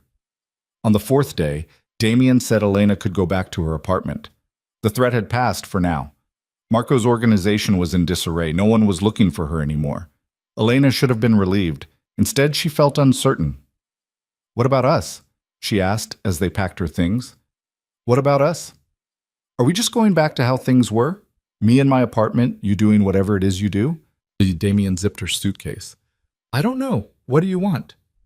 I want to see you regularly. I want to know you're safe. I can't promise safe. Then promise you'll try. He looked at her, something soft in his expression. I can promise that. Damien drove her home himself. When they pulled up to her apartment building, everything looked exactly the same, like her life hadn't completely changed in the last 2 weeks. Do you want to come up? Elena asked. I shouldn't. I have a meeting. Oh, okay. She reached for the door handle, but Damien caught her hand. Have dinner with me tomorrow, he said. Somewhere nice. Somewhere normal. Elena smiled. Like a date? Like a date. Okay, yes. He kissed her, gentle and careful, like she was something precious. When he pulled back, his eyes were serious. Be careful, he said. Keep your phone on. If anything feels off, call me. I will. I mean it, Elena. I know, I will. She got out and watched him drive away, feeling the absence of him like a physical ache. Inside her apartment, everything was exactly as she'd left it. Books on the coffee table, dishes in the sink, her bed unmade. It felt like walking into a stranger's life. Elena unpacked mechanically, then sat on her couch and tried to figure out what she was supposed to do now. Go back to work. Grade papers. Pretend the last 2 weeks hadn't happened. Her phone rang. Sarah. Elena stared at the screen, debating, then answered. Hello? Are you alive? Sarah's voice was tight. Yes. Are you safe? Yes. Are you still with him? Elena hesitated. Yes. Sarah was quiet for a long moment. I saw the news about the warehouse. They're saying it was a gang shooting, multiple casualties. I can't talk about that. Were you there? Sarah. Were you there, Elena? Yes. She heard Sarah take a shaky breath. Did he put you in danger? It's complicated. That's a yes. He also saved my life. After putting it at risk in the first place. Sarah's voice rose. Do you hear yourself? This is insane. I know how it sounds. Then why are you still doing it? Because I love him. The words hung in the air. Sarah made a sound like she was crying. I can't do this, Sarah said finally. I can't watch you throw your life away for him. I'm not throwing anything away. Yes, you are. You're throwing away your safety, your future, your common sense. For what? For someone who's going to get you killed? He's not. Yes, he is. Maybe not intentionally. Maybe he even thinks he's protecting you. But it doesn't matter. His world is violent and dangerous, and people die. That's the reality, Elle. And you're choosing to walk into it anyway. Elena felt tears burning. He's not what you think he is. He's exactly what I think he is. I've known him my whole life. You've known him 2 weeks. I know enough. No, you don't. You know the version of him he's showing you, the part that's gentle and protective and says the right things. But that's not all of him. There's another part, the part that kills people, that builds empires on fear, that will sacrifice anything to maintain control. I've seen that part too. And it doesn't scare you? It terrifies me. But I'm choosing him anyway. Sarah was crying openly now. I can't watch this. I can't watch you fall for him knowing how it ends. How does it end? With you dead or broken or both, and with me having to bury my best friend or watch her become someone I don't recognize. Elena wiped her own eyes. What if you're wrong? What if it works out? It won't. How do you know? Because I've seen what Damien does to people he cares about. Our mother left him when he was 8 because she couldn't handle the violence. Marcus had to disappear to have any kind of normal life. Everyone who gets close to him either leaves or gets destroyed. That's the pattern, Elena. And you thinking you're different doesn't change it. The words hit harder because they echoed Elena's own fears. I'm sorry, Elena said quietly. I'm sorry this is hurting you, but I can't walk away from him. Then I can't watch. Sarah's voice broke completely. I love you, but I can't do this. Don't call me unless you come to your senses. She hung up. Elena sat there holding the phone, crying silently. Part of her wanted to call Sarah back to fix this, to make it okay, but she knew it wouldn't work. Sarah had drawn a line, and Elena had chosen which side to stand on. She cried for a while, then washed her face and tried to pull herself together. Tomorrow she had to go back to work, had to face her students and pretend everything was normal, had to figure out how to live in 2 worlds at once. Her phone buzzed. Text from Damien. You okay? Not really, Sarah called. And? She doesn't want to talk to me anymore. 3 dots appeared, disappeared, appeared again. Then, I'm sorry, this is my fault. No, it's mine.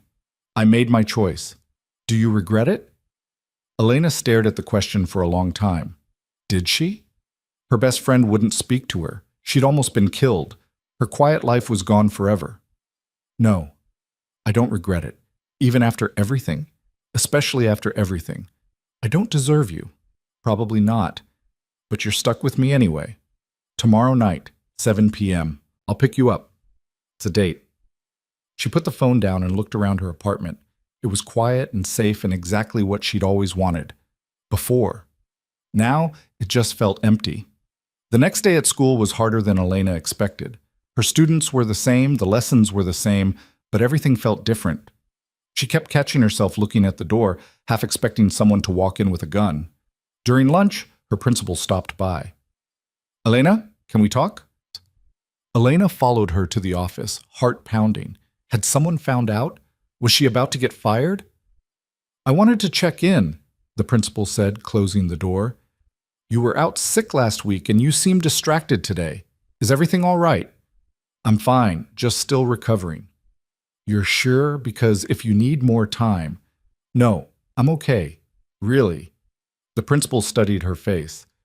You know, you can talk to me if something's wrong, if you're dealing with something difficult. Elena wanted to laugh. Difficult. That was one word for it. I appreciate that, but I'm managing. She made it through the rest of the day on autopilot. When the final bell rang, Elena gathered her things and headed home, already thinking about what to wear tonight. Damien picked her up at exactly 7. He was wearing a suit, dark gray, expensive, and he'd shaved. Elena had put on a dress she hadn't worn in months, simple and black. You look beautiful, he said when she opened the door. You clean up pretty well yourself. They drove to a restaurant on the waterfront, the kind of place Elena had only read about. A hostess led them to a private table overlooking the water. Is this okay? Damien asked once they were seated. It's perfect. They ordered wine and food, and for a while they just talked. Normal things, books, movies, what Elena's students were like. Damien was surprisingly easy to talk to when he let his guard down. Do you miss teaching? He asked. I was only gone a week. That's not what I asked. Elena considered. I miss the routine, the predictability, knowing what each day would bring. Do you want that back? I don't know if I can have it back, even if I wanted it. Damien reached across the table and took her hand. I know I've complicated your life. You've done more than complicate it. You've completely upended it. Do you want me to fix it? I can. I can make sure you're safe, protected. You can go back to your apartment, your job, your normal life, and I'll stay away. Elena's chest tightened. Is that what you want? No, but I'll do it if it's what you need. What I need is for you to stop offering to leave every time things get hard. I'm trying to give you an out. I don't want an out. I want you to trust that I can handle this. Damien looked at their joined hands. I'm not used to trusting people. I know, but you're going to have to learn, because I'm not going anywhere, and I need to know you're not either. I'm not, I promise. Even when it gets messy? Especially then. They ate dinner and talked until the restaurant started closing. Damien drove her back to her apartment, but this time he came upstairs. Inside, Elena poured them both wine, and they sat on her couch, close but not touching. Tell me something true, Elena said. About what? About you. Something I don't know. Damien thought for a moment. I'm terrified of becoming my father. Every day I wake up and wonder if today's the day I cross that line completely. You're not him. How do you know? You never met him. Because you care that you might be. He wouldn't have. Damien turned to look at her. When I was 16 after the execution I told you about, I tried to run away, got as far as the bus station before one of my father's men found me. He dragged me home, and my father beat me so badly I couldn't walk for a week. And while I was lying there, he told me that love was weakness, that caring about anything made you vulnerable, that the only way to survive in our world was to kill every soft part of yourself. Elena felt tears welling up. I'm sorry. Don't be. He was right about one thing. Caring about you makes me vulnerable. But he was wrong about the rest. It doesn't make me weak. It makes me want to be better. Better how? I've been thinking about what you said, about transforming the organization. I can't promise it's possible, but I want to try. Elena's heart skipped. Really? Really? It'll take years, maybe decades, and it might not work, but I want to try to build something that doesn't require violence to maintain. What changed your mind? You, Marcus, almost losing both of you. He touched her face gently. I've spent 15 years building an empire on fear. I want to spend the next 15 building something worth protecting instead. Elena kissed him, slow and deep. Damien pulled her closer, his hands tangling in her hair. Stay with me tonight, she whispered against his mouth. Are you sure? I've never been more sure of anything. They moved to her bedroom, taking their time. This wasn't desperate like before. It was deliberate, careful, each touch meaning something. Afterward, they lay tangled together, Elena's head on Damien's chest, listening to his heartbeat. I love you, she said. I love you too. What happens now? We figure it out together. Together, Elena repeated, liking the sound of it. They fell asleep like that, wrapped around each other, two people trying to build something real from broken pieces. Over the next few weeks, they fell into a rhythm. Damien would come to Elena's apartment most nights, sometimes straight from meetings that left him tense and quiet. Elena learned to read his moods, to know when he needed space and when he needed her close. She went back to teaching full-time. Damien hired security that she wasn't supposed to notice, a rotating cast of people who just happened to be near her apartment, her school, wherever she went. It should have felt invasive. Instead, it felt safe. They had dinner together most nights, sometimes at her place, sometimes at his. Damien was teaching her to cook Italian dishes his grandmother had made. Elena was introducing him to authors he'd never read. It felt almost normal. Almost. But there were reminders. The phone calls Damien would take in another room, voice hard. The nights he came home with bruised knuckles. The way he always sat facing the door, always knew where the exits were. One night, about a month in, Elena woke up to find Damien's side of the bed empty. She found him in her living room staring out the window. "Can't sleep?" she asked. Thinking. About what? Everything. The business. Us. How to make this work long term. Elena came to stand beside him. "You don't have to figure it all out tonight. I know, but I want to. I want to give you the life you deserve. I have the life I want." Damien looked at her. "Do you? Really? Because from where I'm standing, you gave up your best friend, your peace of mind, and your safety for me. That's not nothing." "No, it's not.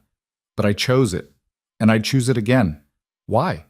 Because loving you makes me braver than I've ever been, stronger, more alive." She took his hand. "Before you, I was going through the motions, safe and small and scared of everything. Now I'm still scared, but I'm living, really living." Damien pulled her into his arms.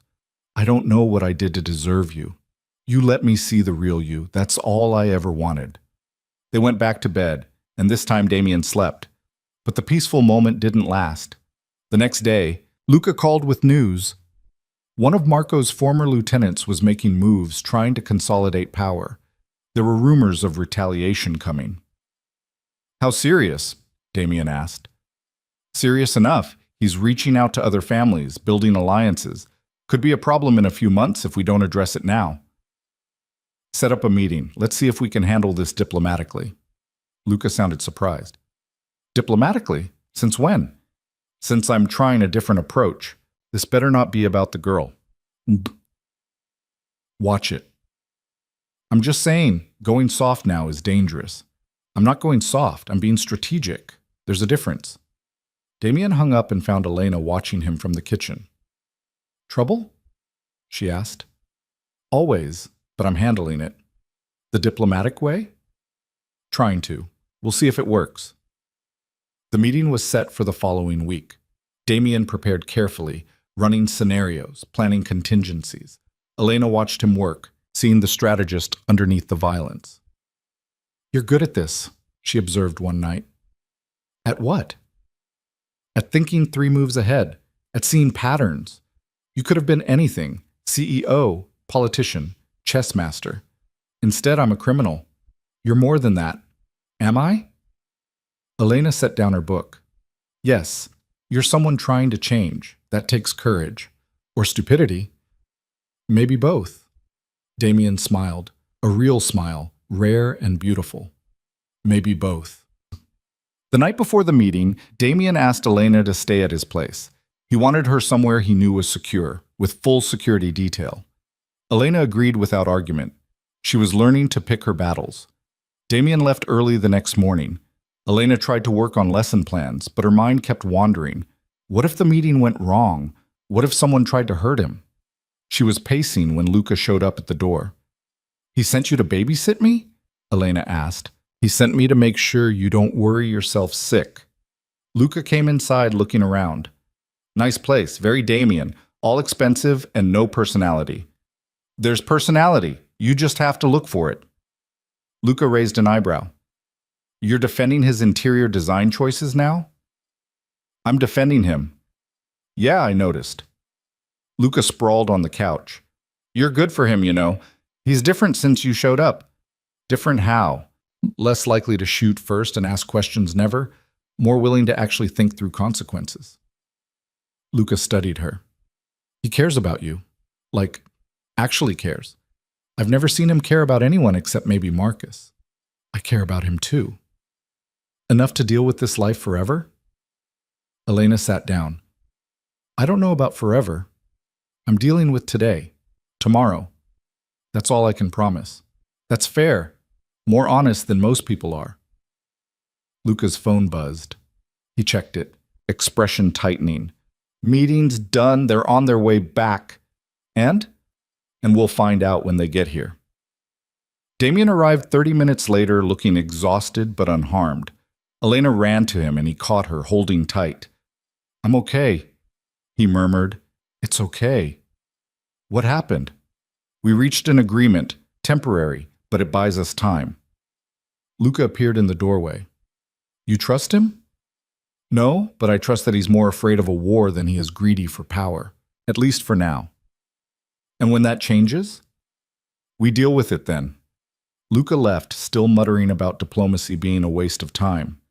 Damien locked the door behind him and turned to Elena. "Thank you," he said. "For what?" "For being here. For not giving up on me. For making me want to try different ways." Elena touched his face. "You don't have to thank me for that."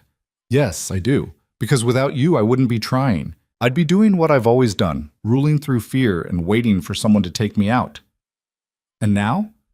Now I'm trying to build something that might actually last, something worth having." He kissed her, deep and meaningful, and Elena felt the shift in him. He wasn't just trying for her anymore, he was trying for himself, for the possibility of a future that didn't end in violence. That night, wrapped in each other, Damien told Elena about his plans. How he was slowly shifting legitimate business holdings, creating legal revenue streams. How he was identifying the parts of the organization that could be transformed and the parts that would have to be dismantled. "It'll take years," he said, "maybe a decade. And I'll probably make enemies along the way. People who like things the old way." "Can you survive that?" "I don't know, but I'm going to try." Elena held him tighter. "Then I'm with you, every step." "Even if it gets worse before it gets better?" "Even then." They fell asleep planning an impossible future, two people who'd found each other in the darkness and decided to build toward light. The weeks turned into months. Elena and Damien became a unit, learning each other's rhythms, building a life that balanced his world and hers. It wasn't perfect. There were hard nights when Damien came home covered in other people's blood.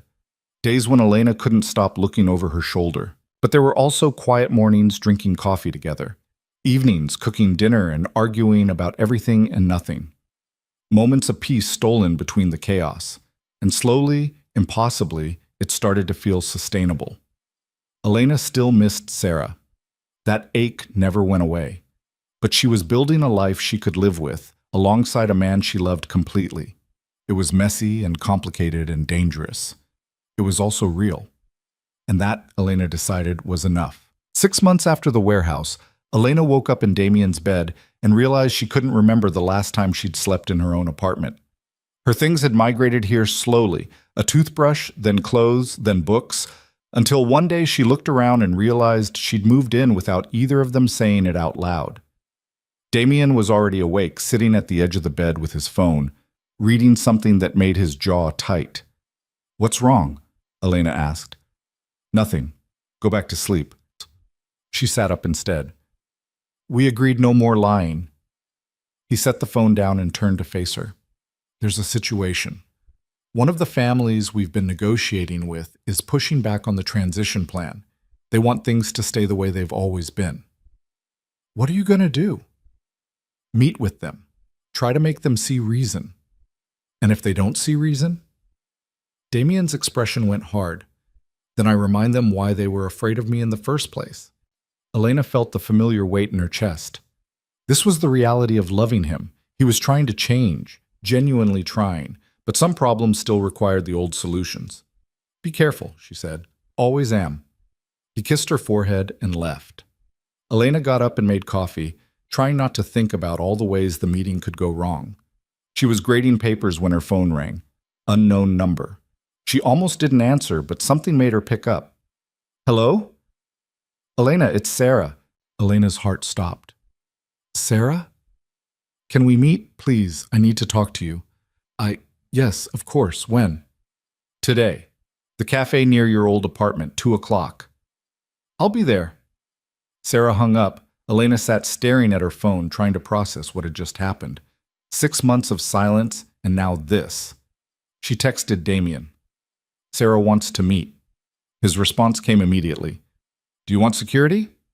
No, just me and her. Are you sure? Yes, I'll be fine. Call me when you're done. Elena spent the next few hours anxious and distracted.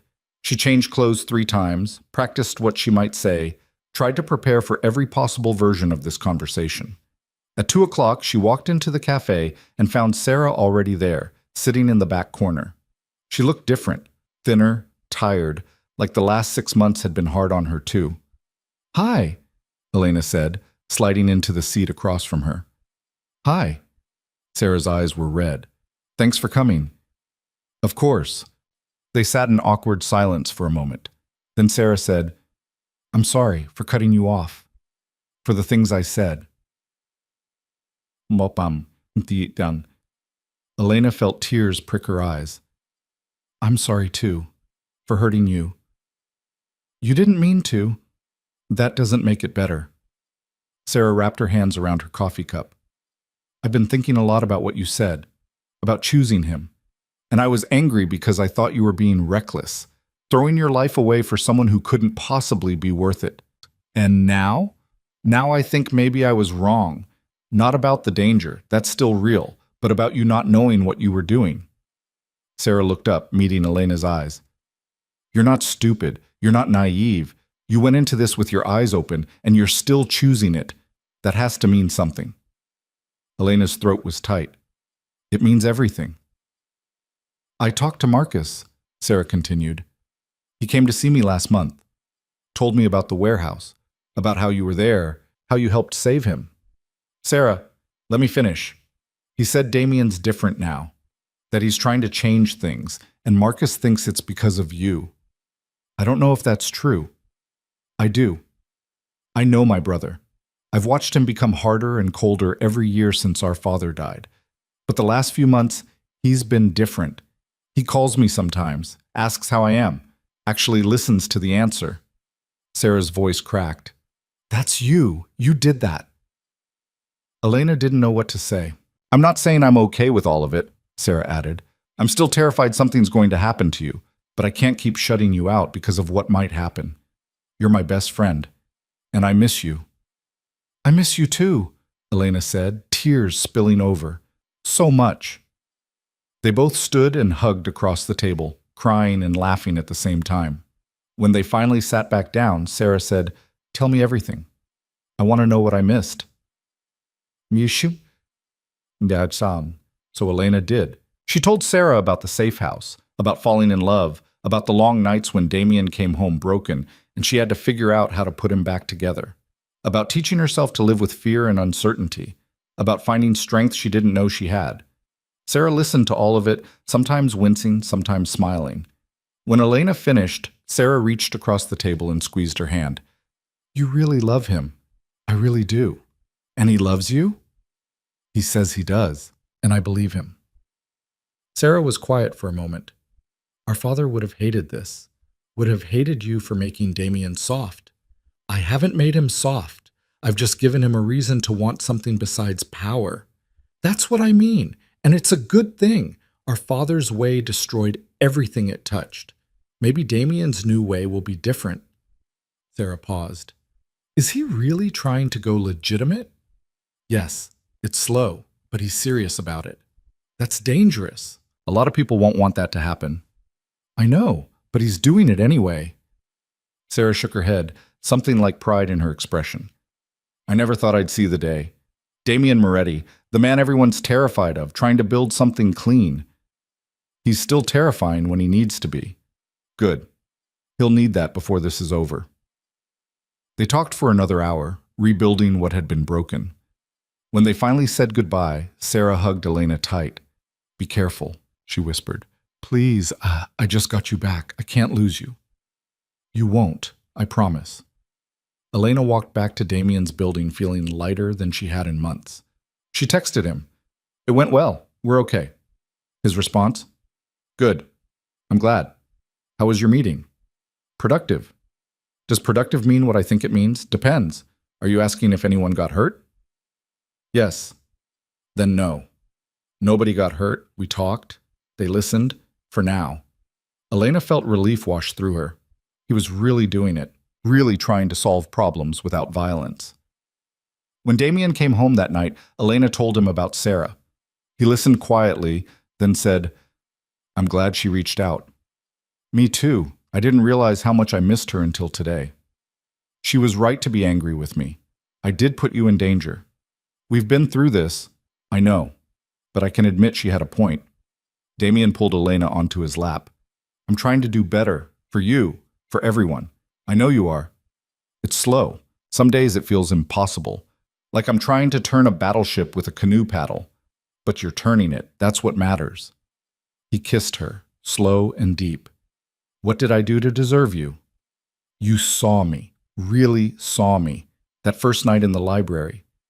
I thought I was just meeting Sarah's friend. And instead I met the person who would change my entire life." They made love that night with a tenderness that still surprised Elena sometimes. Damien could be brutal when necessary, but with her he was careful, reverent, like she was something sacred. Afterward, lying tangled together, Damien said, "I want to show you something tomorrow." "What?" "It's a surprise. I don't like surprises. You'll like this one." The next day, Damien drove them out of the city. Elena watched the buildings give way to trees, highways, to back roads. "Where are we going?" "You'll see." They pulled up to a property Elena had never seen before. Acres of land, a house that was old but beautiful, surrounded by gardens that had gone wild. "What is this?" Elena asked. "It was my grandmother's house. She left it to me when she died." Damien got out of the car. "Come on." They walked through the overgrown gardens to the house. Inside it smelled like dust and memories. The furniture was covered in sheets, but Elena could see the bones of something beautiful underneath. "My grandmother was the only person in my family who wasn't involved in the business," Damien said, walking through rooms Elena could tell he knew by heart. "She hated what my father did, hated the violence. She tried to get me out when I was young, but he wouldn't allow it. She sounds like she loved you very much." "She did. She was the only person who ever saw me as something other than my father's son." He stopped in what must have been the living room, looking around. "After she died, I couldn't come here. It hurt too much. But lately I've been thinking about it differently." "How?" "As a possibility. A place that's separate from everything else. Clean." Elena understood then. "You want to fix it up." "I want us to fix it up. Together. Make it ours." Her heart swelled. "Really?" "Really. It'll take time. The house needs work. But we could make it beautiful again. Have a place that's just ours. Away from the city, from the business, from everything." Elena walked to the window, looking out at the wild gardens. She could see it, the house restored, the gardens tamed, a life built here. Something real and permanent. "Yes," she said. "Let's do it." Damien came up behind her, wrapping his arms around her waist. "I love you." "I love you too." They spent the afternoon walking the property, planning. Which rooms would be what, how they'd restore the gardens, where they'd put a home office for Elena's teaching work. It felt like building a future, brick by brick. On the drive back, Damien said, "I've been thinking about something else too." "What?" "The organization. I want to start the Moretti Foundation, something that does real good. Education, community centers, programs for at-risk kids. Use some of the money we've made to actually help people." Elena stared at him. "You're serious?" "Completely. It'll take time to set up properly, get the right people involved. But I want to start building something that outlasts me, something that helps instead of hurts." "That's incredible." "It's what my grandmother would have wanted, what you would want." "What you want," Elena corrected. "This is your choice." "Our choice. I want you involved, running programs, making decisions. This isn't just mine. It's ours." Elena felt tears welling up. This was more than she'd ever hoped for. Not just Damien trying to change, but actually building something meaningful.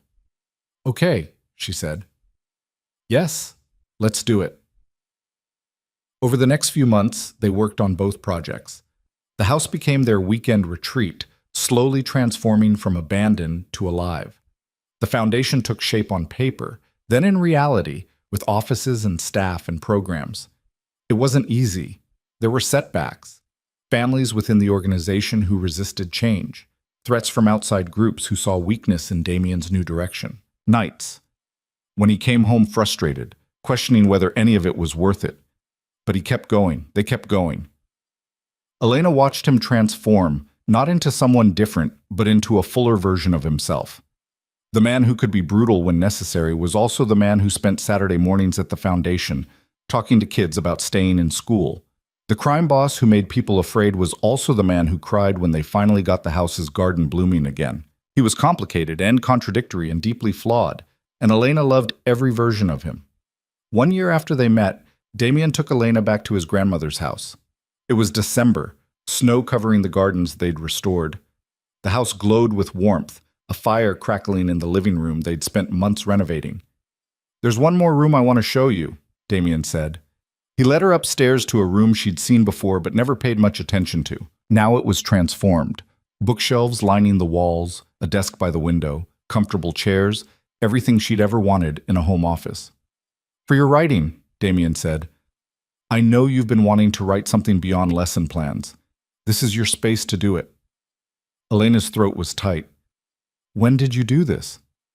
"The last few weeks. Luca helped. It's perfect. Look closer."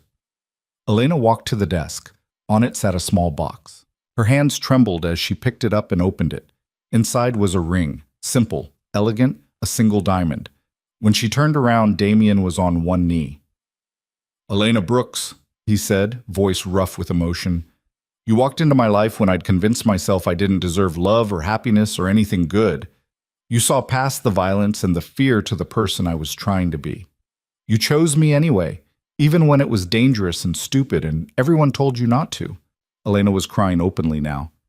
"You made me want to be better," Damien continued. "Not because you asked me to, but because you believed I could be.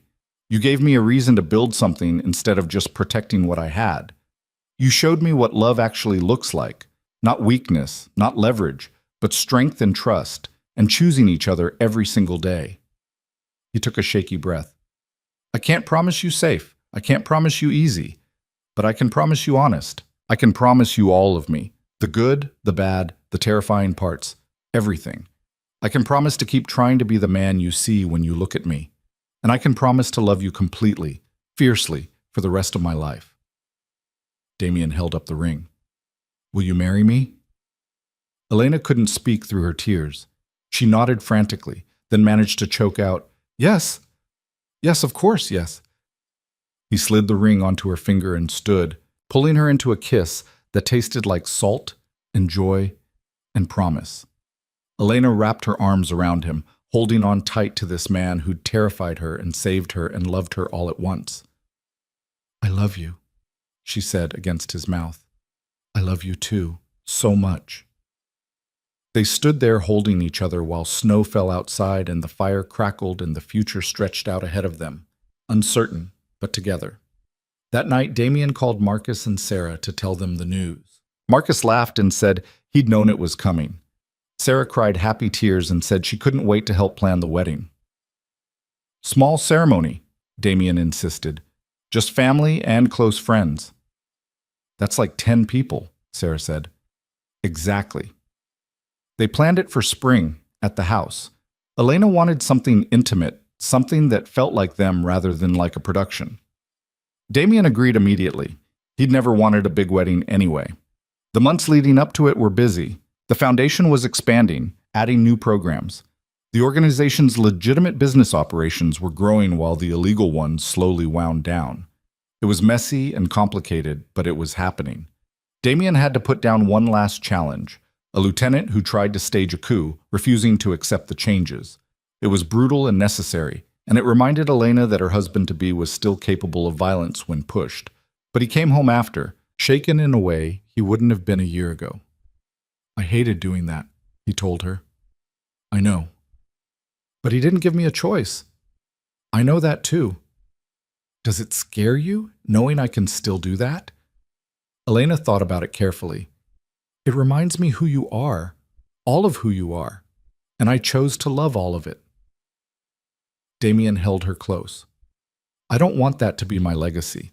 Violence and fear. It won't be. Your legacy will be the foundation. The changes you're making. The kids who get opportunities they wouldn't have had, that's what will outlast you. Because of you. Because of us. Spring came soft and green. The gardens at the house bloomed with flowers Elena and Damien had planted together. They got married on a Saturday afternoon with 20 people watching. Marcus, Sarah, Luca, a handful of others who mattered. Elena wore a simple dress, cream-colored and elegant. Damien wore a dark suit and cried when he saw her walking toward him. The ceremony was short. They'd written their own vows. Elena went first. Damien, you taught me that loving someone doesn't mean loving who they could be someday.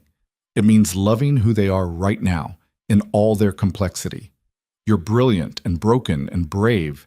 You're trying to be better while accepting that perfect isn't possible. You see me clearly, and you love me anyway. I promise to do the same for you, to choose you every day, to be honest even when it's hard, to build this life with you, whatever it brings. Damien's hand shook as he held hers. Elena, I was convinced I wasn't capable of this kind of love, that my father had beaten it out of me years ago. You proved me wrong. You showed me that choosing to be vulnerable, to let someone in, to care about something more than power, that's not weakness. It's the bravest thing I've ever done. I promise to protect you, but also to trust you to be strong, to tell you the truth even when it's ugly, to keep trying to build something worth having, and to love you completely for the rest of our lives. They exchanged rings. Elena's engagement ring joined by a simple band, Damien's a match to hers. When the officiant said they could kiss, Damien cupped Elena's face in both hands and kissed her like she was the only thing in the world that mattered. Everyone cheered. Sarah was crying. Marcus was grinning. Even Luca looked emotional. The reception was simple. Food, music, dancing in the garden. Elena danced with Damien, with Marcus, with Sarah. She looked around at the people gathered here and felt overwhelmed with gratitude. This was her family now. Complicated, dangerous, imperfect. But hers. As the sun set, Damien pulled Elena away from the party, leading her to the edge of the property where they could see the house glowing with light and hear the laughter floating from the garden. Happy? He asked. Incredibly. No regrets? Not one. He wrapped his arms around her from behind, and they stood watching the celebration they'd created. Thank you, Damien said quietly. For what? For seeing something in me worth saving, for not giving up even when I tried to push you away, for choosing this life. Elena leaned back against him. Thank you for letting me in, for trying, for loving me enough to want to be better. I'm still going to mess up sometimes. I know, so will I. That's how this works. As long as you're patient with me. Always. They went back to the party and danced until the stars came out. When the last guest left, Damien and Elena stood on the porch of their house, theirs now, truly, and looked at their future. It wouldn't be easy. There would be more challenges, more threats, more moments when they'd have to choose between the old way and the new, but they'd face it together. Elena had walked into a library a year ago and met a man who scared her. She'd chosen him anyway, against all logic and reason. And in doing so, she had found something she didn't even know she was looking for. A love that was real and raw and worth fighting for. She'd learned that safety wasn't the same as happiness, that loving someone meant accepting all of them, darkness included, that courage wasn't the absence of fear but moving forward despite it. Damien had learned that changing didn't mean erasing who you'd been, that vulnerability could be strength, that building something mattered more than maintaining power, that love wasn't leverage, it was foundation. Together, they were learning that healing wasn't linear, that forgiveness was possible, even for the worst things, that family could be chosen and rebuilt, that hope could grow in the darkest soil. 6 months later, the Moretti Foundation opened its first youth center in the neighborhood where Damien had grown up. Elena cut the ribbon, Damien beside her, both of them surrounded by kids who'd never know the violence that had funded this opportunity. A year after that, they found out Elena was pregnant. Damien cried when she told him, overwhelmed with joy and terror in equal measure. I don't know how to be a father, he admitted.